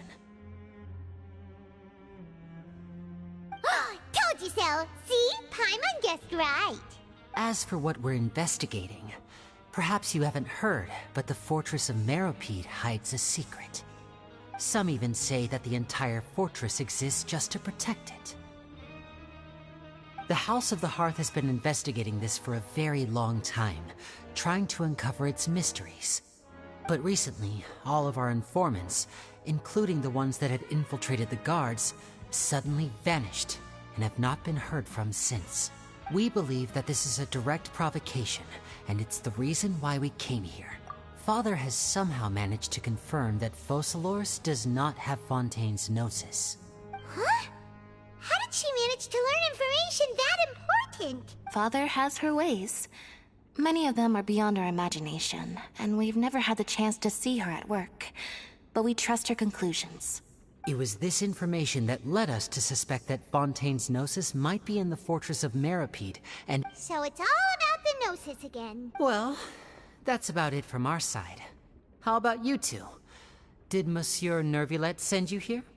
Bingo! The knave has been applying a lot of pressure. She wants to know what happened to Childe, so we came here to investigate.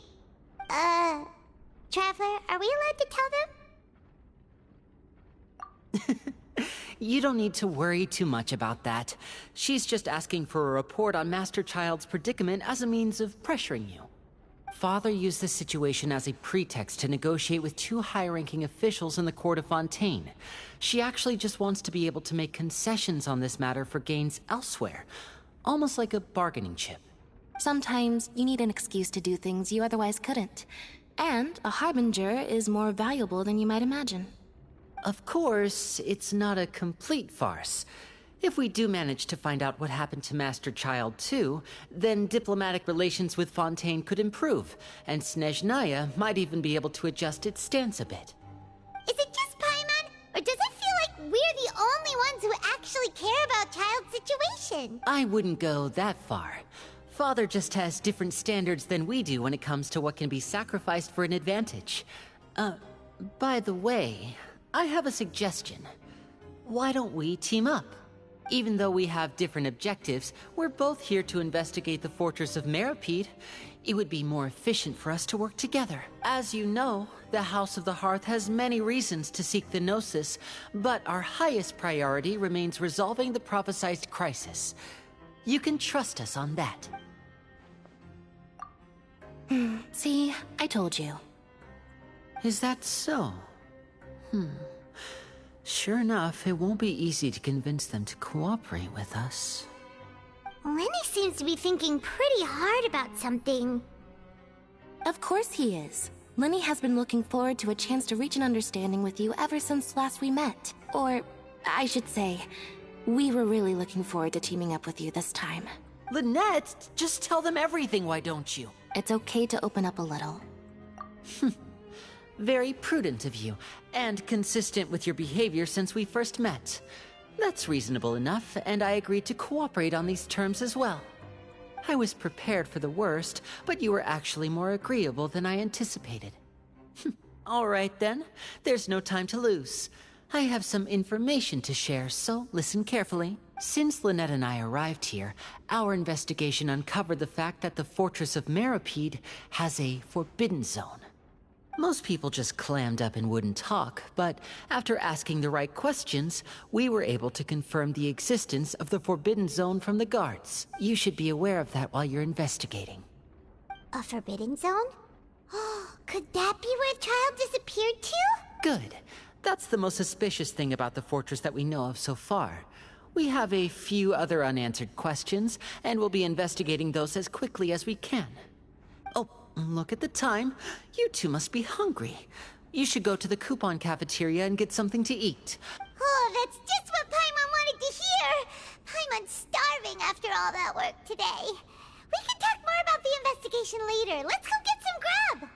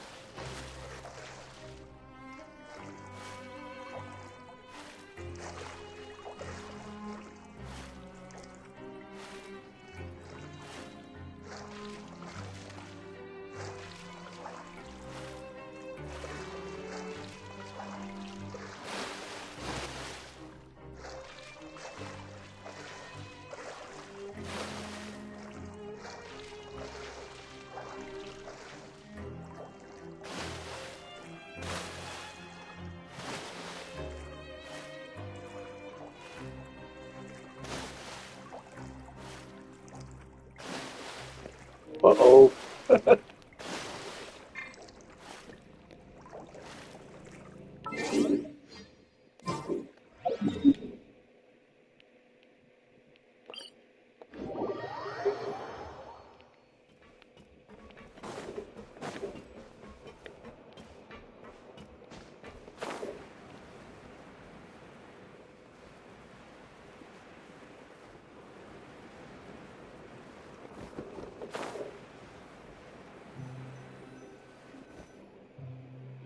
Oh, he wasn't kidding.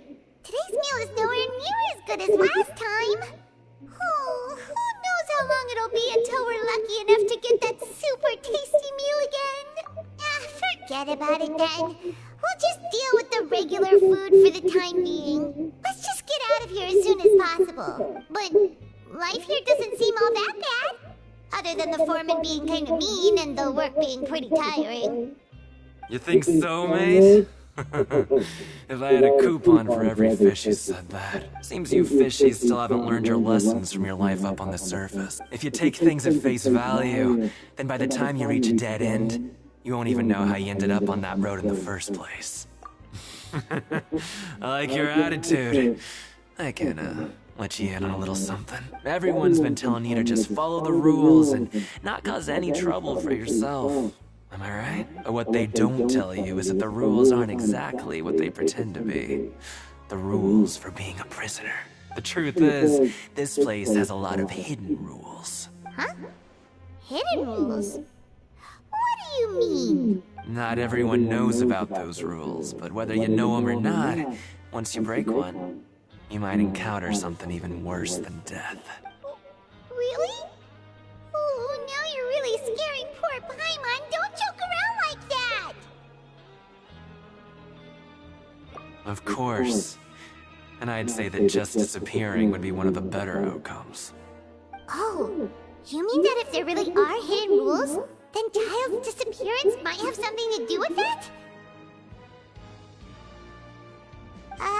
In that case, would you tell us some hidden rules? We definitely want to avoid breaking them. Come on, mate. This is valuable information. The difference between life and death. Do you really think you can just ask and I would tell you? Paimon understands, but we don't have many credit coupons yet. Yeah, I know. Not like I'm going anywhere. Just come talk to me after you've saved enough. Moreover, you're new fish, freshly caught, and completely out of your element. I'm usually around the Rag and Bone shop. Just call me V-Doc. Bye-bye now. He left. Just like that. Huh. Do you think he's just trying to scare us into buying fake information from him? Yeah. It might be a good place to start in our investigation. Hidden rules, huh? But, like he said, we don't have any coupons and we're still not familiar with this place. Oh, we were so busy talking we almost forgot to eat. Even if it's not the best, it's probably better while it's warm. Come on, dig in before it gets cold.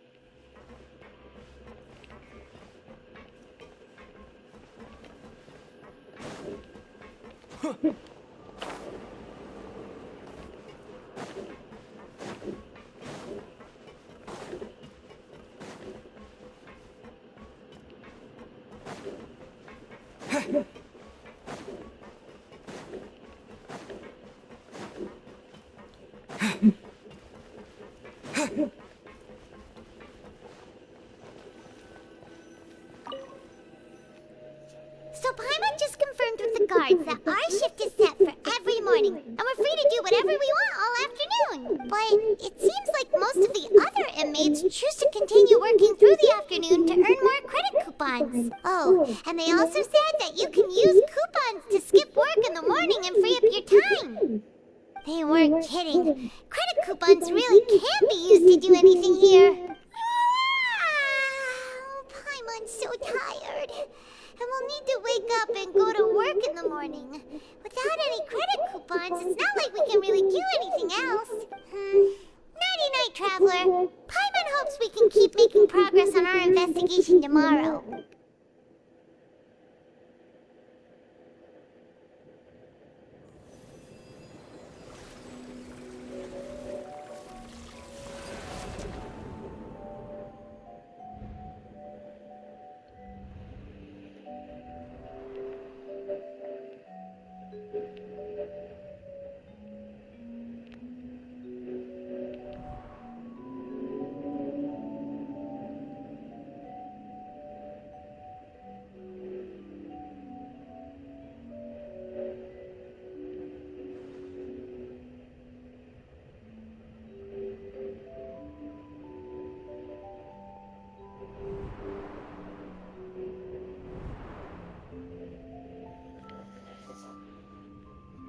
Boy.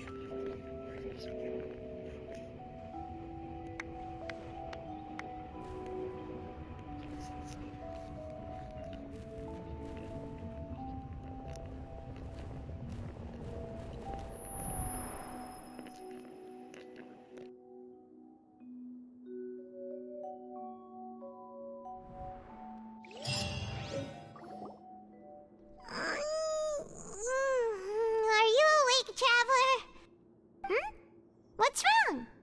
You seem to have something on your mind. Did you dream about something last night? Is that even possible? Unless it wasn't an ordinary dream? Oh, Childe's vision! So you had it with you this whole time? Maybe the vision connected Childe's consciousness to yours. And our investigation has its first major breakthrough! Good thing you brought the vision with you here. So what did you see in the dream? Do you know where Childe went? Huh. Okay. Well, hopefully it'll be a bit more helpful in the future. What's more important now is that it's the start of another new day as prisoners. Let's do our best to earn more credit coupons. What's the plan for today? Huh? You want to spend our coupons on slacking off already? We'd better go to work and earn some more coupons first. We'll have more room to relax once we've got some spare coupons to fall back on. Let's go! It's time to start working. If that guard Fielding catches us skulking about, he's sure to give us an earful.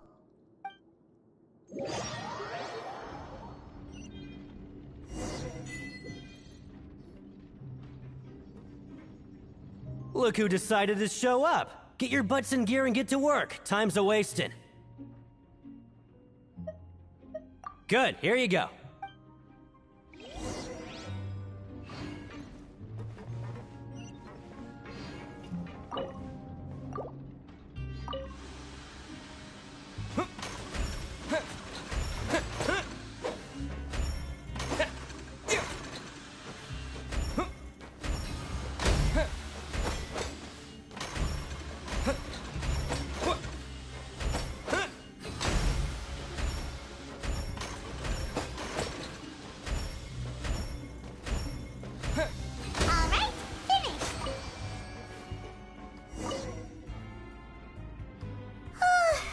Paimon's beat.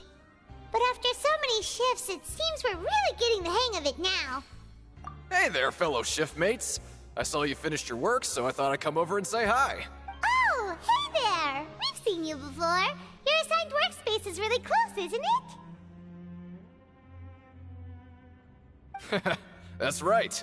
The name's Rowan. This past few days, I couldn't help but notice the new faces working nearby. I guess we were destined to meet. I've been working here for almost 15 years. Even the foreman, Grainville, always calls me Chief. Whoa, you've been working here a long time, Chief. If there's anything you'd like to know, just ask me. I know the work here in the production zone better than the back of my hand. All right, Chief. We'll be sure to come to you first.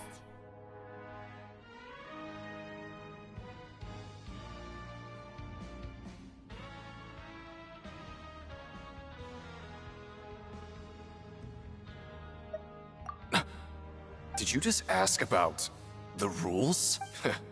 Pretty sharp for newcomers. You've already heard about the rules, huh?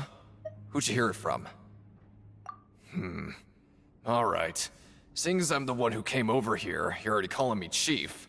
I guess I can tell you a little. Truth is, you two keep working like this, you might be putting yourselves in danger. Huh? Wait, there's even a rule about that? What would have happened if you never told us about this? Well, it's usually not that easy to break one on accident. The conditions of the hidden rules are usually pretty specific. But once you do break one, bad things happen. If you work continuously in the production zone for 3 days, and if all you do besides eating and sleeping is just work, then something bad will happen during lunch on the 3rd day. Huh? Like what? Oh, don't scare Paimon! If I knew that, then I wouldn't be standing here talking to you, now would I? You mean, even you have never tried working 3 days like that before? There's actually a legend about this rule. They say that there was a worker who worked way harder than me. He was both efficient and eager on the job, and most other workers couldn't hold a candle to him. One time, he tried to test his limits and worked as long as he could. Then during lunch on the 3rd day, he disappeared into thin air, as if he'd evaporated. Later, some people went and asked some of his past friends about him, but they said, never heard of the guy.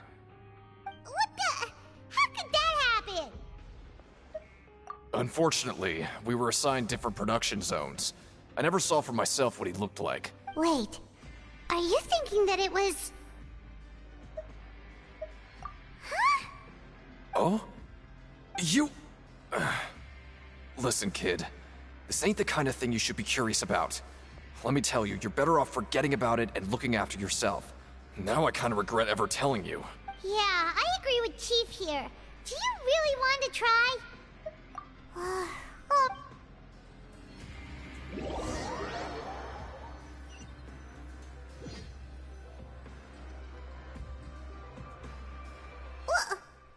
is this garbage? Ooh, it looks disgusting. Oh, Paimon misses your cooking now. What would you like to do this afternoon?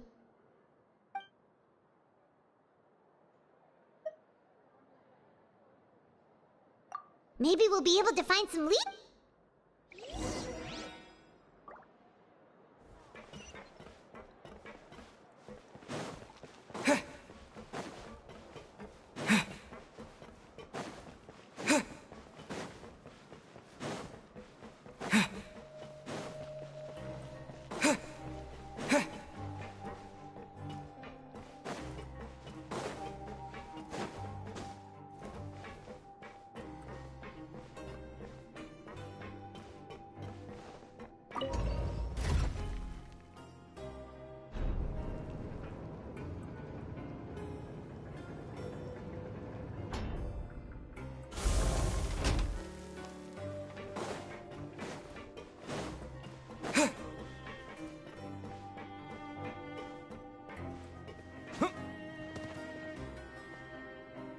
Oh, you must be the Traveler, huh? Sorry, mate, but competitors as strong as you are prohibited from participating. I don't make the rules, mind you, but I was given very specific instructions. Even convicts value their lives, don't they? I hope you can understand. But we have a game here that'll let you show off your strength, and you'll even earn some credit coupons in the process. What do you think? Interested? And if we lose the game, will it cost us credit coupons? Of course. That's the cruel reality facing every competitor in a place like the Pancration Ring. Okay, great. Let me walk you through the rules. The targets in front of you will pop up one after another. You'll need to hit the targets in the same order that they popped up. If you can complete a few rounds in a row with no mistakes, then you'll win credit coupons. But the second you mess up the order, you'll lose. The game costs 300 credit coupons to have it. Thanks for your patronage, mate.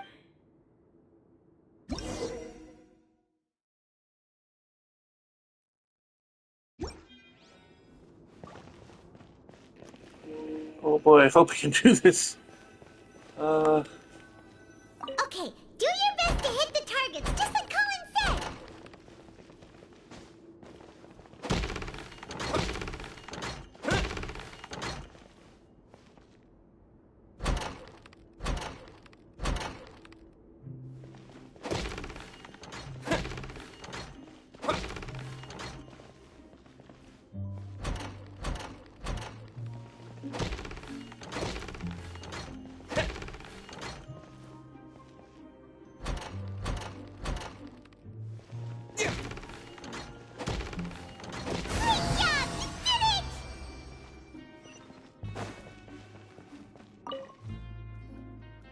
I'll be. They weren't exaggerating about how strong you are. Don't worry, I wouldn't dream of shortchanging you. Here's the credit coupons you won. Put them somewhere safe.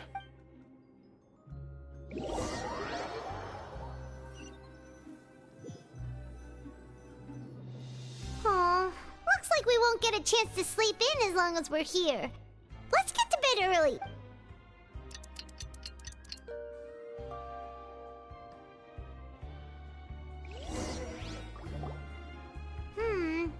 Maybe we can make some progress in our investigation today. What do you have planned for us?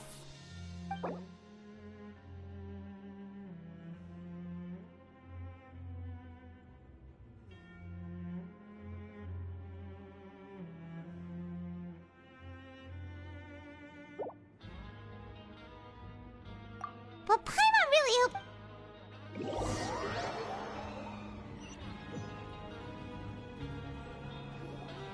Look who decided to show up! Get your butts in gear and get to work. Time's a-wasted. Oh? What's with suddenly wanting to work so... Sure. Let's just think...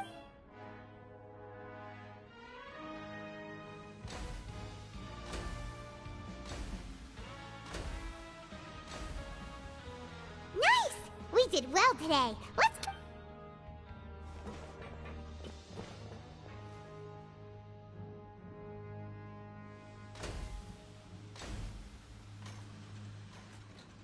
Ooh, Paimon's had it. Who knew that processing these widgets would be so tiring?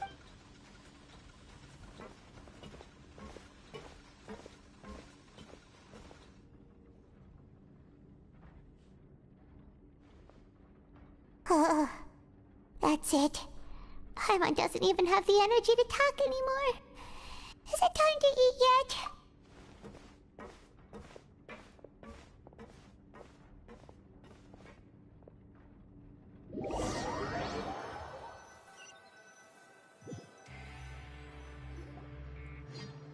Oh, Paimon's exhausted.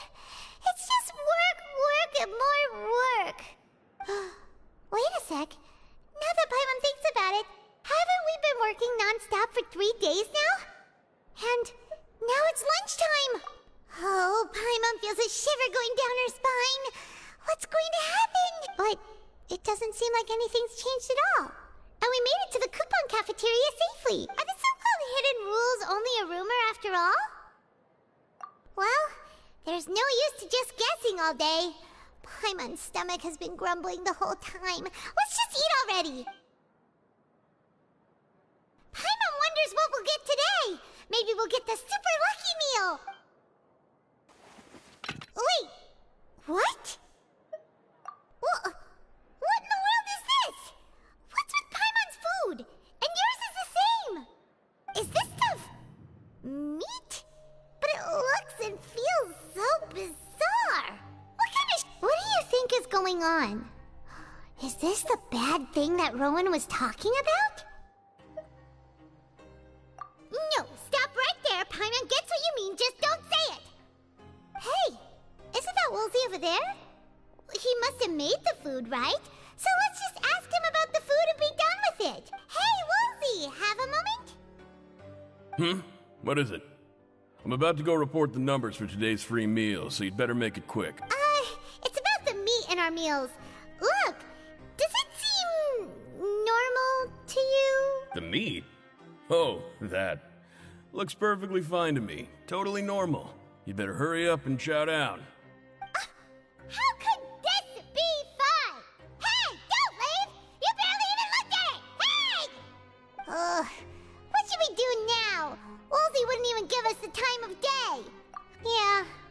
we have no other choice. Paimon was positively famished a minute ago, but now she's lost her appetite. What would you like to do this afternoon? Okay, let's see if we can find any new leads.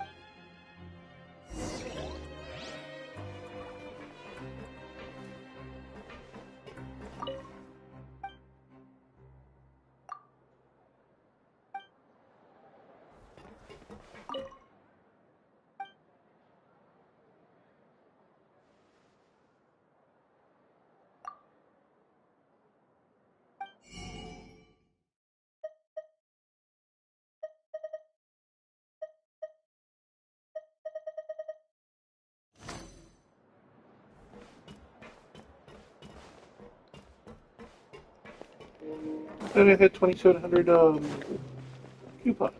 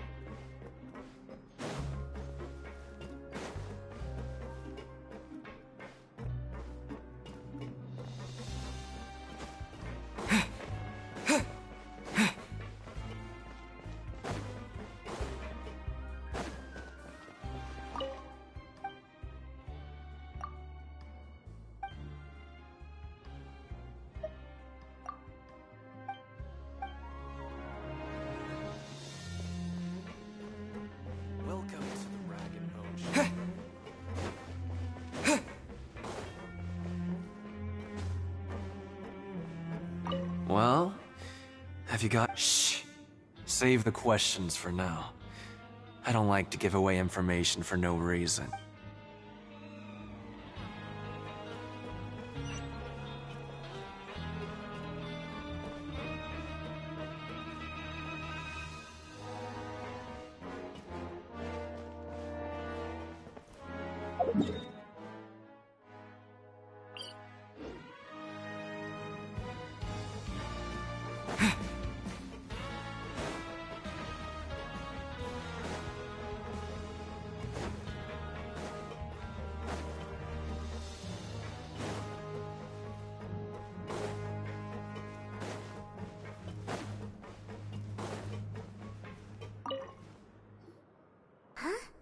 Rowan? What are you doing here, Chief? I was injured a bit just now. Nothing major, I think I just pulled something. Little mishaps like this are unavoidable at work, you know? Huh. Paimon wouldn't have thought someone as experienced as the Chief would still get hurt on the job. I just knew you would say that. This is pretty embarrassing. Where is Siegeween when you need her anyway? The one time I need to make a quick trip to the infirmary. Oh, you mean she wasn't in the infirmary? Yeah. The rumors say that there's never anybody in the infirmary in the half hour before lunch, and nobody knows where Siegeween gets off to. Huh. That's actually really strange. Siegeween's always super dedicated to her work. Where else would she possibly go? Forget it. I can take care of a small sprain like this on my own anyway. No need to trouble her.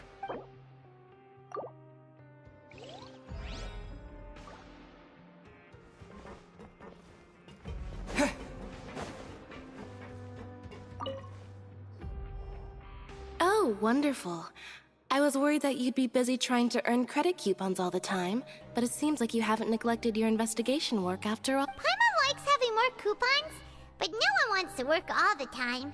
Have you also been investigating the area, Lynette? No, I was just slacking off, and you happened to catch me. My brother is still obsessed with anything remotely related to the Forbidden Zone. Oh, before I forget. Huh? Credit coupons? Why are you giving us these? I've been here longer than you, so credit coupons aren't a resource in particularly short supply. What is in short supply are interesting people to talk with. Aw, that's so nice of you, Lynette. We'll be sure to make good use of these coupons then. Thanks a bunch!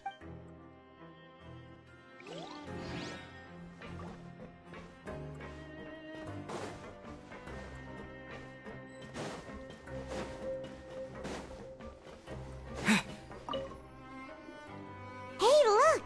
There's something here! That suspicious guy peeking into the infirmary just now. Is he a fan of Seedwing?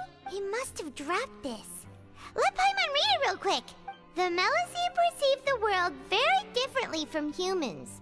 There are significant deviations. As a result, their sense of aesthetics and beauty is also very different from that of humans. This must be taken into consideration when giving gifts. Ooh, this all sounds pretty serious. He sure did his homework. And as for the notebook, let's take it.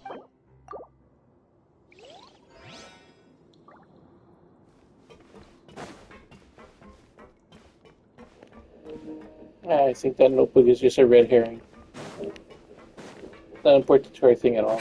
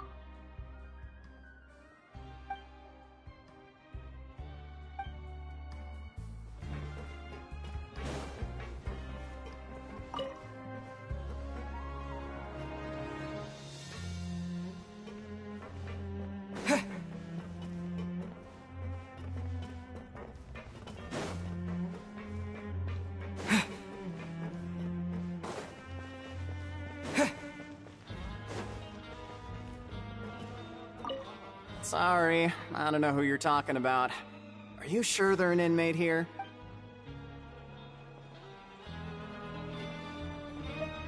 I'm not very good at remembering people's appearances. Anyway, no one comes to mind based on your description.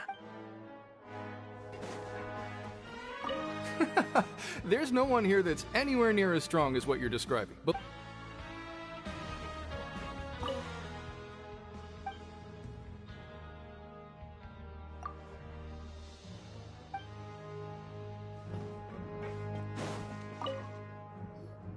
oh, hello.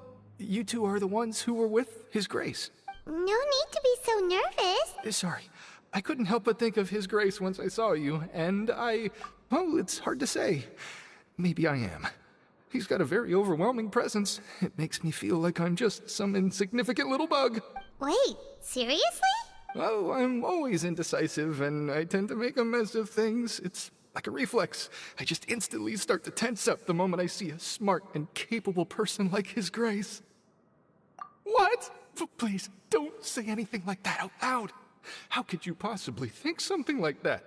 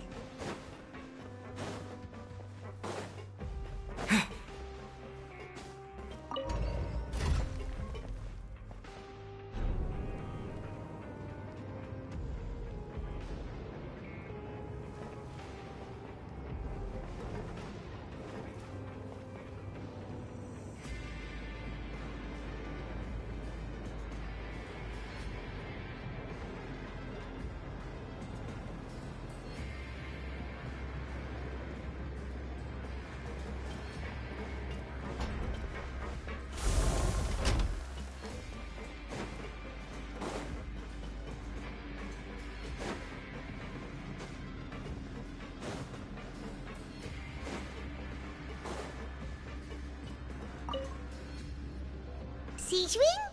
Aren't you supposed to be in the infirmary?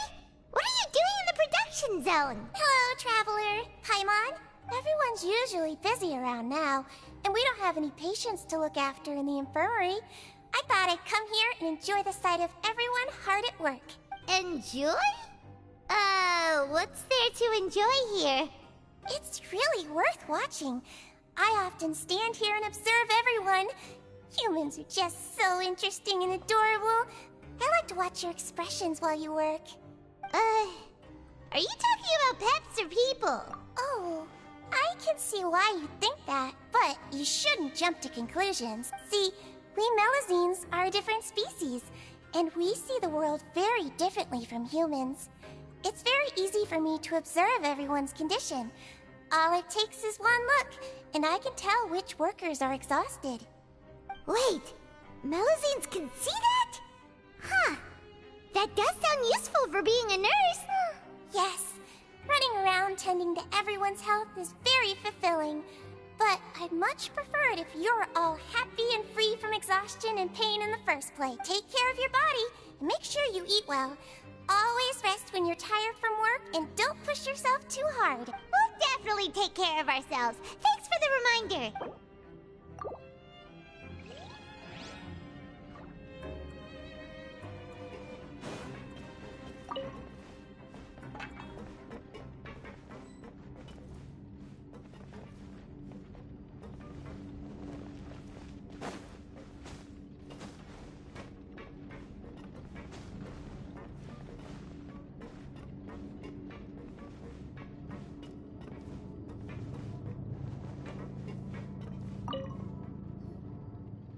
Hey, it's the Traveler and Paimon. No need to tease me, okay? I won't trip on the same step twice. Listen, I feel ashamed about last time. Thank you for praising me in front of His Grace. Here are the extra credit coupons he gave me. I'd like you to have them. Huh? No, we couldn't take them. They're your reward after all. But when I was welcoming you, I didn't do anything but give you the stink eye. Come on, I insist. These coupons are nothing compared to getting the attention of His Grace. I won't take no for an answer.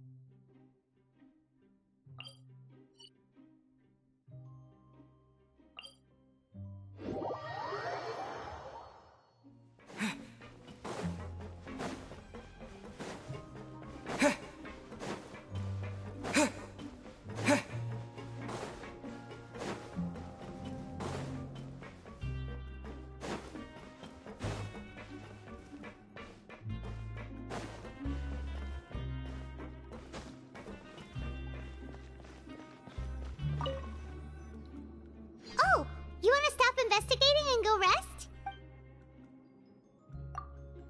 Okay, you should rest up. Whoop. So after working a few days straight, we got some strange meat in our lunch. What was that all about? Has our investigation turned up anything useful recently? Really? Then it looks like that part of the investigation has hit a dead end. Well, we'll keep searching for more clues tomorrow. Good night, Traveler.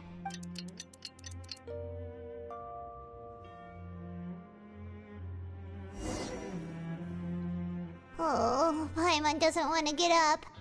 Paimon still feels completely exhausted from yesterday. What do you have planned for us?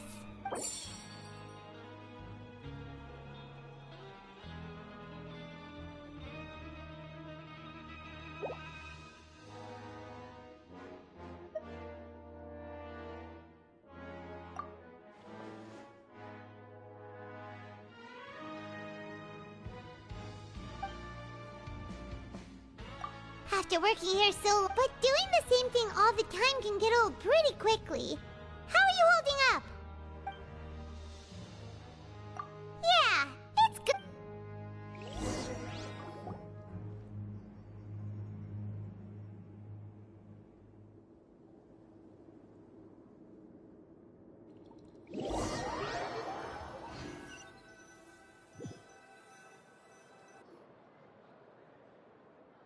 Oh, just a regular meal set.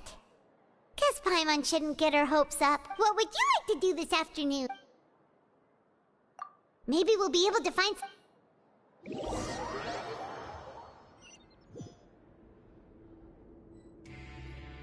Oh, back for another try?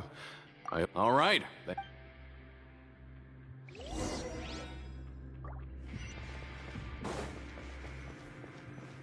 Okay, do your best to hit the targets, just like Colin said!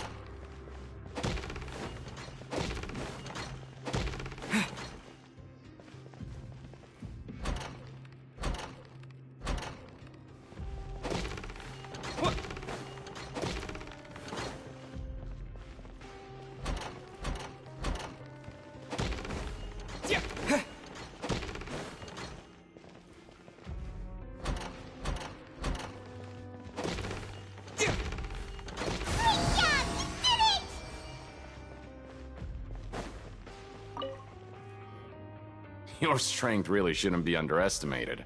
Now I get why you're prohibited from participating in any official fights. Nobody who values their life would be willing to get in the ring with you. However, you two haven't tried betting on the outcome of a Pancration match yet, have you? Just go talk to Rusimov. Buy a ticket for whichever fighter you think will win. There's a big payout if the fighter you support comes out on top. But we don't know anything about the fighters. How can we possibly know who to support? That's normal. Just watch a few matches and get a feel for the fighters. It won't be long before you can pick winners in your sleep. He's got a point.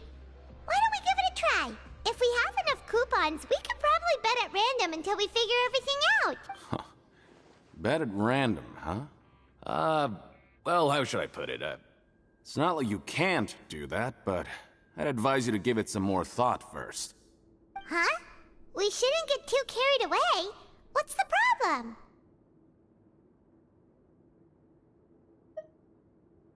What? I never even picked a boxer before, and you already know about the rules? You're not just strong fighters. Seems you're pretty perceptive, too.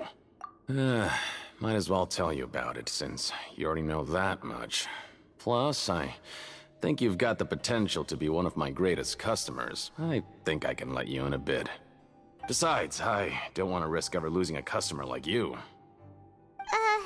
Is it that serious? Okay. The hidden rule here is, if you buy both boxers' tickets and support them both, something bad will happen the next morning. So the rule is that we shouldn't pick both boxers in the same fight. But if anyone actually did that, wouldn't they be guaranteed to lose coupons? Who would do that anyway? And what do you mean by something bad will happen? How would I know? Not like I'm stupid enough to do that, but I've heard a story about the rule. According to the rumor, there was a masked boxer who possessed incredible skill and power. None of his opponents even stood a chance against him. However, in the final match, the organizers told him to take off his mask. He refused and never showed up to the fight. And after that, he was never seen again. Some say he died, or that he was taken care of by the event's organizers. But everyone remembers that he was someone who cherished honor above all else. In his eyes, supporting both boxers in a match would dishonor the competition itself. So you mean it's like a curse? He'll take vengeance on anyone who does that?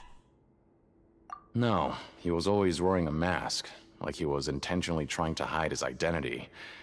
I don't even know anything about his past. Traveler, do you think that boxer was...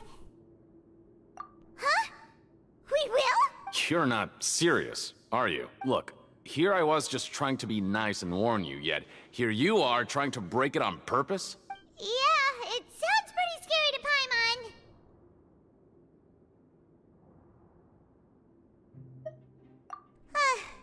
Seems you've made up your mind. Betting on both fighters will set you back about 3,000 credit coupons. If you have enough, then go ahead and give it a try. Just don't come running back to me if something happens. We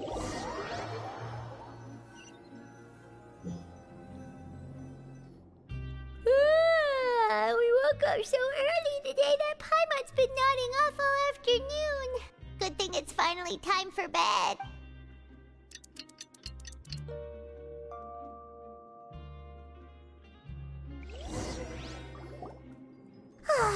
The dawn of a new day. Paimon feels like we're getting used to life as convicts. What do you have planned for us?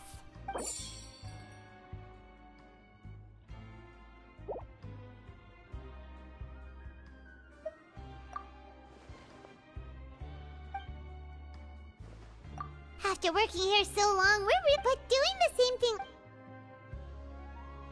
Yeah, it's good.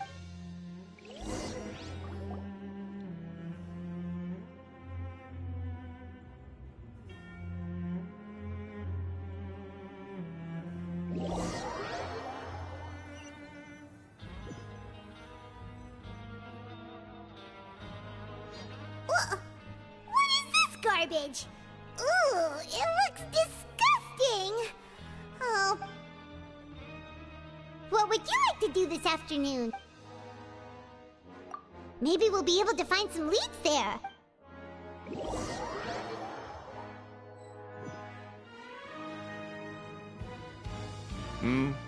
Are you two here to buy tickets? Better be quick about it. Another match is about to start. Who are the boxers in the next round? We have the reigning champ, Le Grappler, versus a contender from the Eastern Prison Block, Demon Horde. Are those their nicknames, or did they choose those names themselves? Either way, super weird. Since you're new around here, I'll help you out and give you a little suggestion. Even though Le Grappler is the crowd favorite, Demon Horde is a first-class dark horse with incredible potential. Anyway, for this match, I recommend that you pick... Huh? For both fighters? I can tell you're new to this, but I didn't think you were completely clueless. Maybe you don't quite understand the rules, no?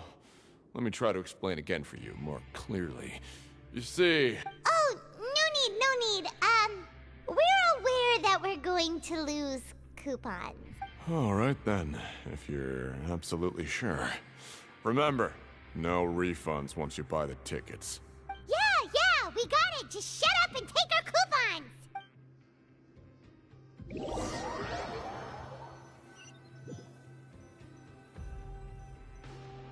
Seems we had a productive day. Hope we can make even more progress tomorrow.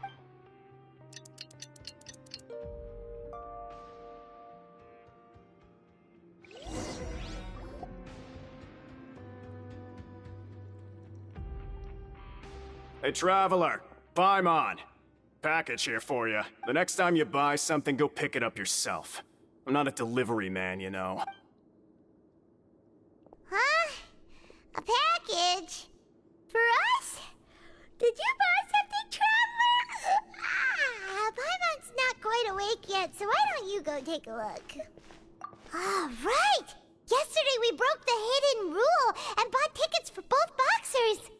Oh, maybe this package is the bad thing that Colin said would happen. Paimon suddenly feels wide awake. Wait, maybe let Paimon go hide somewhere first. Just call Paimon after you opened it. Hey, wait! Paimon's still here! Don't open it! Ah!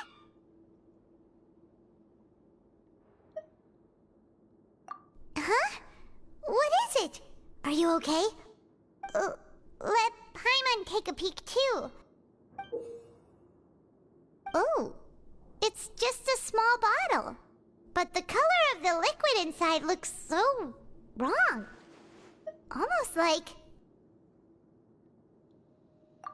Alright, that's enough of that. No need to say it out loud. Paimon already knows what you're trying to say. Ugh! No way! Get that stuff away from Paimon!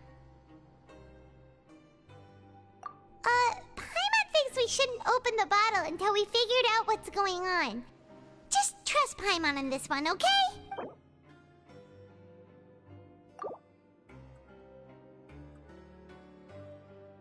What do you have planned for us? Though it feels nice to slack off a little.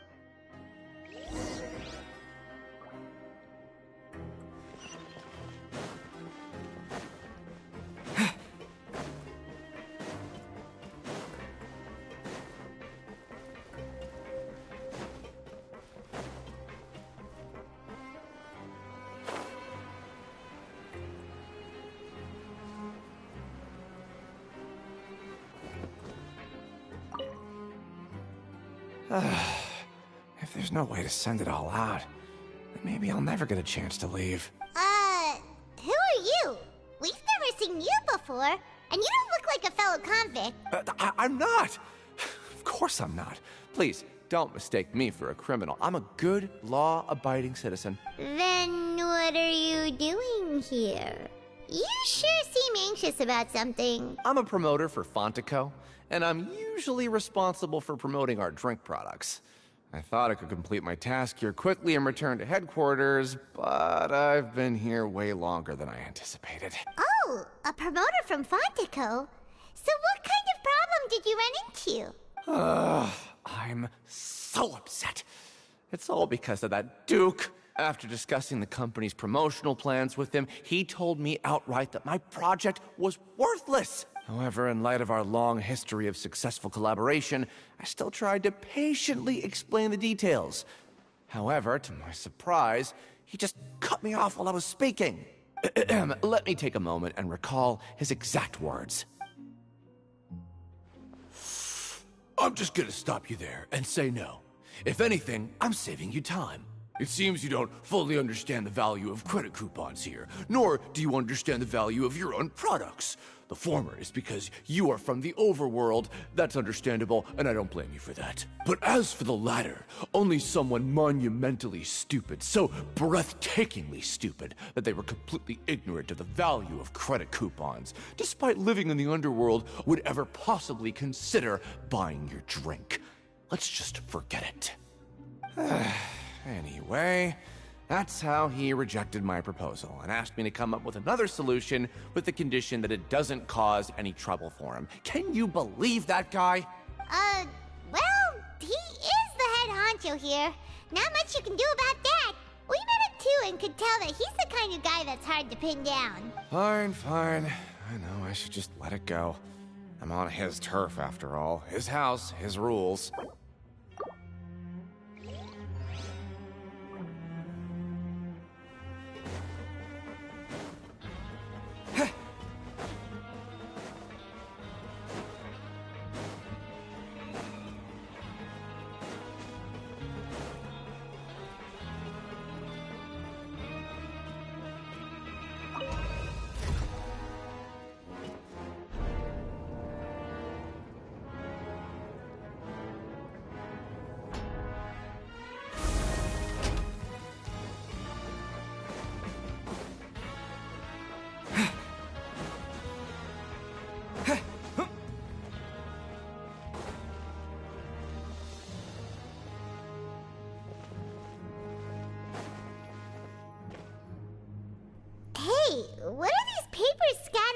over the ground.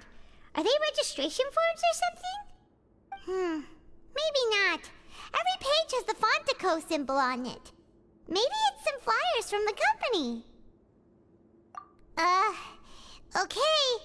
But if someone catches us, they could accuse us of trying to steal the company's secrets, couldn't they? Oh, you're right. Guess there's nothing to worry about then. Let Paimon have a look here. Without assistance from the Fontaine Research Institute, development of the new product has been slow, and some researchers on the project have voiced concerns. We have no choice but to let the new product undergo the first phase of promotional trials without a designated name or packaging. We will adjust the direction of future development according to feedback. We have decided to only conduct closed, small-scale trials for the time being. Sure doesn't seem like anything unusual. The company is just trying to develop some new products besides Fanta. But it sounds like things aren't going well at all. Let's put these papers back where we found them and make it look like nobody went through them. Okay, good.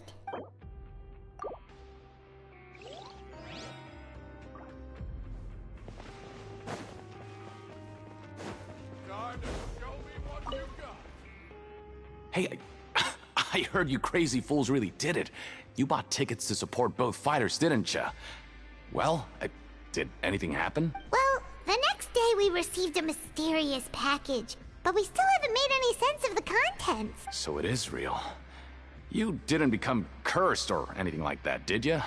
Are you both still okay? Wait. Are you sure that it's still you controlling your bodies right now? Paimon's not sure. What do you think, Traveler? Is Paimon still Paimon? Oh, okay. Well, that's good. Yeah, you two don't seem to have changed at all. But I wouldn't let your guard down just yet. Still, I didn't expect you would actually do it. You'd actually throw away coupons like that just to satisfy your curiosity? Even if we bought tickets like everybody else, it's not like we could hope to earn any coupons. When it comes to things like this, it's always the organizer who makes the real profit. Hey, just what are you trying to imply? The Pancration Ring is an honest business, and we really don't make much from selling tickets. We make so little that even the current tournaments can only be held thanks to funding from the producer of Fanta. Oh, so it's the company that manufactures Fanta sponsoring the events? Paimon thought all of this was thanks to the Duke's support. Let's just say it's a mutually beneficial arrangement. They reached out to us first, hoping to promote Fanta products in the Fortress of Meropide. Anyway, you try and take extra good care of yourselves these next few days, you hear?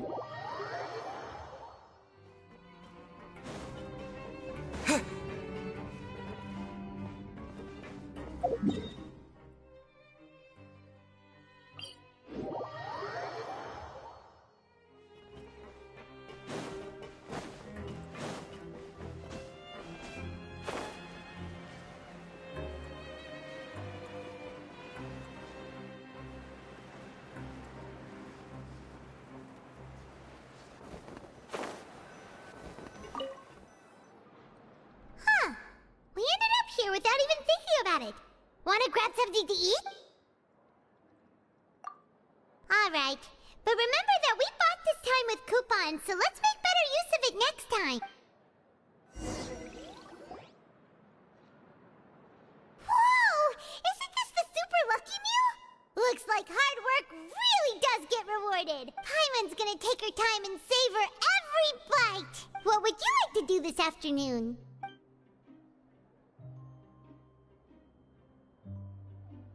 After working here so long, we're really but doing the same thing all the time. Yeah,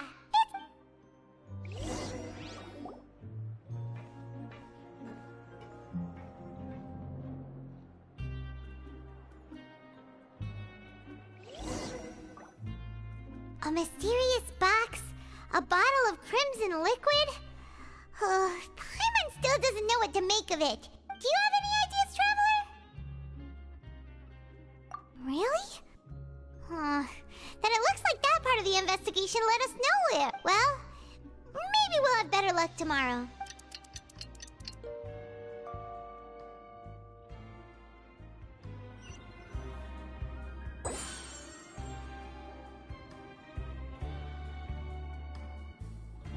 Okay, so we've investigated 2 of the hidden rules.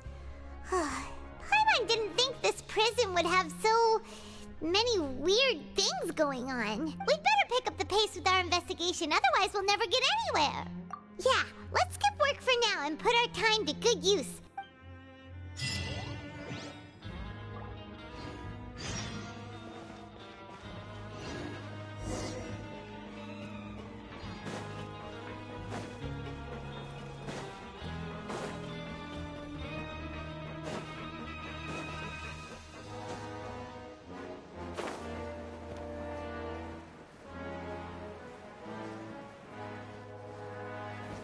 Hey, isn't that Vidoc over there?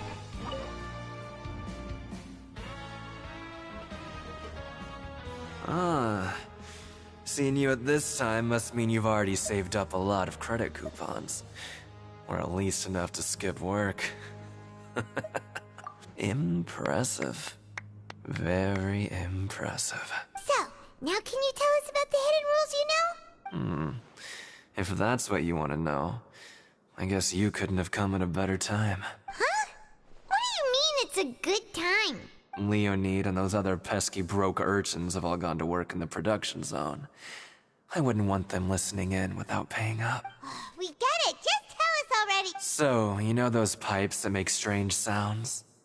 Don't ever, ever go near them at night. Even if you manage to avoid the guards, you might find something even more terrible there. Something even more terrible? Like what? A group of cannibals. Cannibals? In the Fortress of Meropide? Every month, they meet a few times in the dead of night. Rumor has it they might be connected to the people that have disappeared here. But what's even scarier is that they have a special proclivity. Since they have no way to dispose of the leftover remains, they have ways to transform them into other forms. And keep them in the fortress forever. Paimon might already know what you mean by other forms. So that's what's going on here. Oh, Paimon's stomach doesn't feel so good. You two look pretty skeptical. No matter. Learning the truth behind dark secrets isn't necessarily a good thing. I've got things to do too. I suggest you just act like I never told you anything. Traveler, can we just trust him on this one? Oh, Paimon doesn't want her blood and flesh entombed here for all eternity? Oh, so that's how you see the situation. Huh. You know, when will all the secrets end?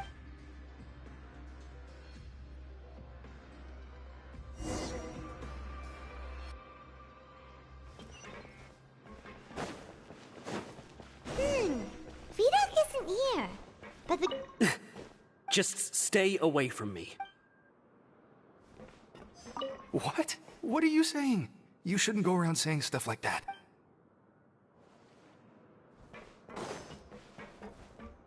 What are you talking about? Listen, you should keep your nose out of other people's business. Their attitude sure is suspicious. Like they're trying to avoid us. But if they're being so obvious about acting weirdly, do you think they might just be trying to lure us in? Oh, this is all getting way too creepy for Paimon.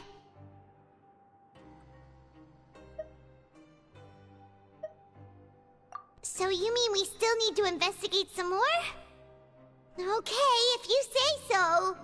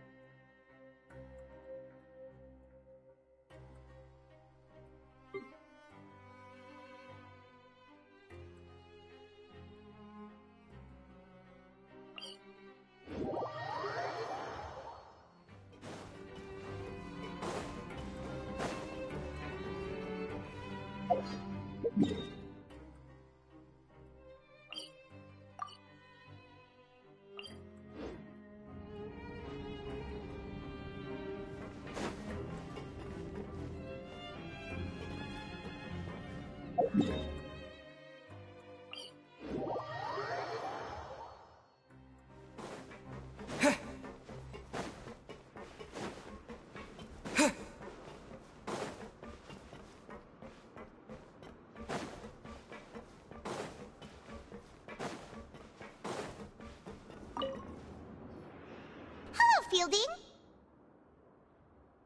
What do you want? Criminals like you ought to be working right now.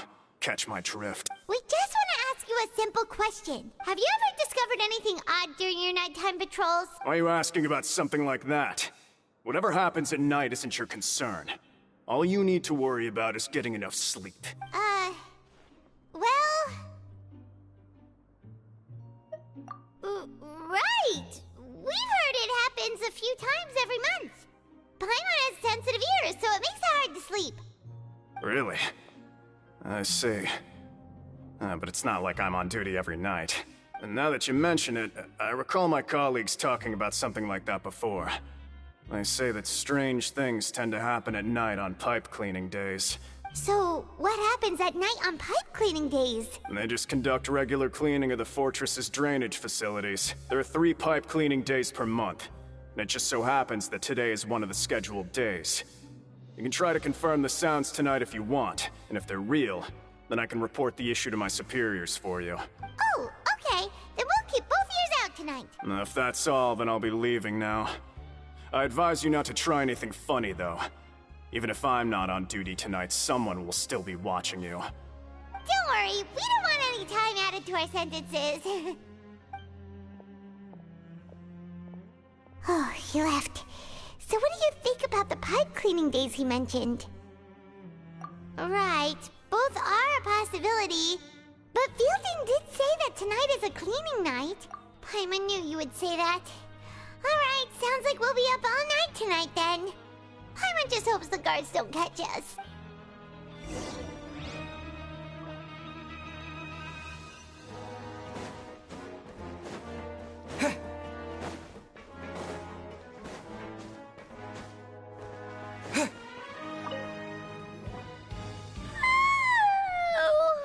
Paimon's so tired. But we can't sleep yet. They'll be cleaning the pipes tonight, so it's the perfect chance for us to investigate. Whatever. Just be sure to wake Paimon if she dozes off.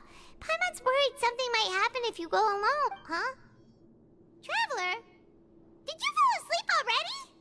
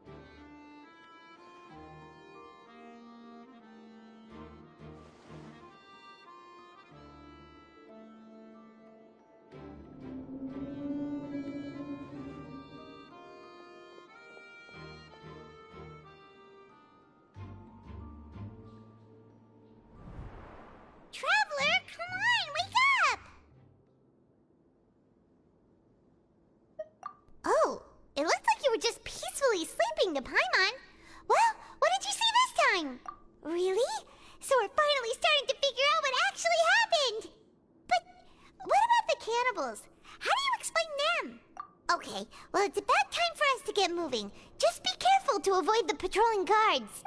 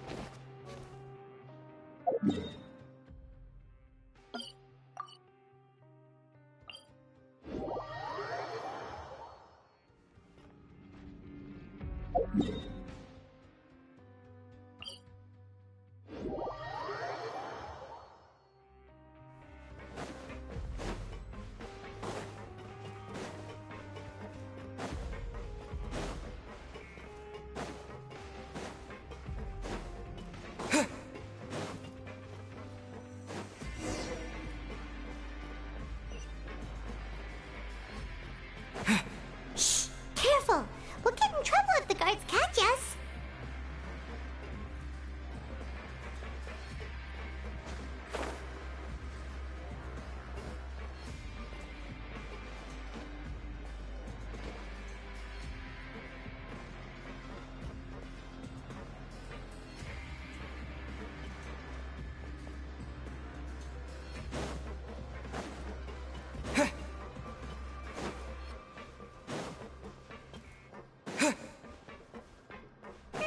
This should be the place.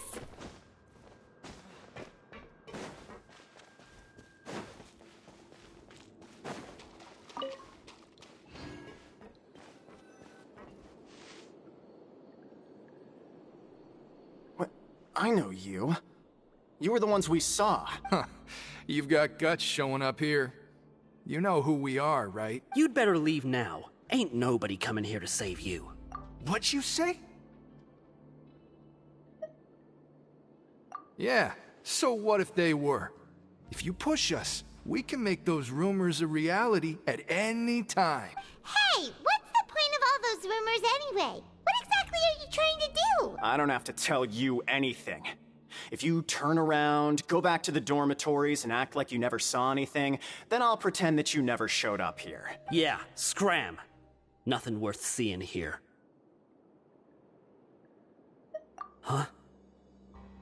What did you say? Isn't that exactly what Boss said when he left? Hey, do you know our boss? Whoa. We had no idea our boss was such a big deal. He always kept his identity a secret. So, did he have you come here to find us? Oh, so you're Childe's crew here? Seems like he had no problem fitting in. We're the only ones who heard him say those words when he left that night. So unless he somehow told you those exact same words after that, all right. I guess that's proof enough for me. Wow, those dreams of yours sure come in handy. We gave him the business for a while, and would always give him a hard time when he first came to the fortress of Meripede. But here in the fortress, the strong will always earn respect. He was working the longest hours and racking up wins in the Pancration Ring. You could always see how amazing he was, even when he was teaching us a lesson. So eventually, we all decided to follow him. But one day, he suddenly told us that he had to find a way to escape this place, no matter the cost. He said it was because he heard that call again. And as his crew, if the boss wants something, then it's our job to get it done. So, we got to work, and used the hidden rules that were here to make up and spread the rumor about the cannibal rule. We just wanted to give him a better chance of escaping on a night after the pipes had been cleaned. Oh, thanks to your rumor, nobody would want to come anywhere near here, prisoner or guard. Wow, it sure is easy to exploit people's fear of the unknown, but hasn't Childe already escaped?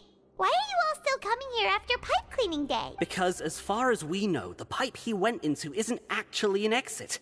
It should be a dead end. It leads to an abandoned factory area, and even if there were a way to escape from there into the sea, we're still way too deep. No one could ever reach the surface alive. But Boss still insisted on going in. It's like he was obsessed about it. So we told him that we'd pretend as if he never existed while he was gone. and that if he wanted to come back, he should wait for nighttime on a pipe cleaning day. That way, we could meet him here and help cover the whole thing up. So you come and wait here through the night a few times a month just because of that promise? Yeah, but it's been so long now.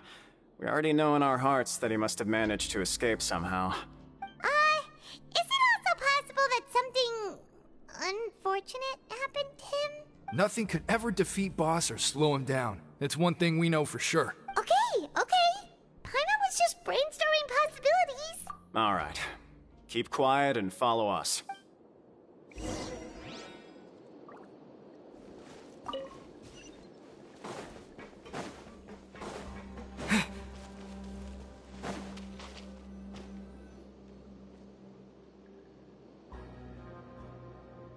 The way up from here has been sealed off. It's impossible to get through. Boss left by going down from here. It wasn't full of water at the time. Later, we came back hoping to have a look. That's when we found out it had been completely flooded. It's impossible to navigate unless you're an extremely skilled diver. Do you think Childe got trapped by the water? Not likely. We all know that Boss was an incredible swimmer. Really? Then have him come investigate. Pronto. Just be sure to tell us if you get any news about Boss. It's getting late. We should leave before the guards come this way. Yeah, we learned a lot about what happened to Childe here. Let's get going!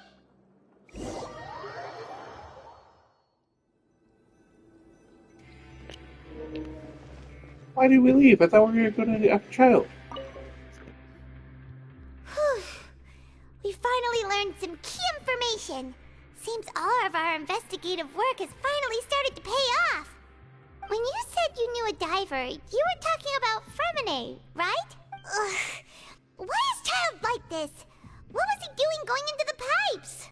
Not making our jobs easier, that's for sure. Fortunately, though, it seems like it's only a matter of time now before we find out what really happened. Now that we can finally relax, I'm starting to feel super sleepy.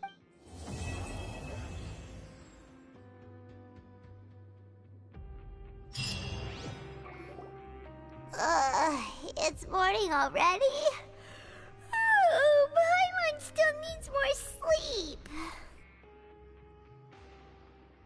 Huh? Wait, look over there! Isn't that... It's one of Linny's cards! Let Paimon see what's written on it. Maybe you haven't heard, but today is the monthly free day. Everyone has the day off today, which makes it the perfect time to do some investigating. It's been a while since we last talked. Have you been making any progress lately? Let's meet at our usual spot in the factory area before lunchtime. I have new information. Ooh, today's our lucky day. We have the day off. From the sound of it, Lenny's been making progress with his investigation. Wonder what he's discovered. We still have some time before we meet up. Let's talk with the people here for a bit more before we go.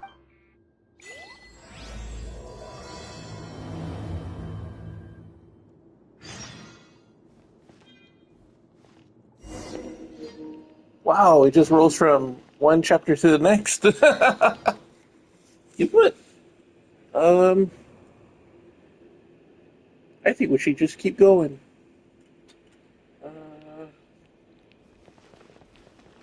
Hopefully we can get out of here and then save it. Pretty bad to get stuck here and then, you know.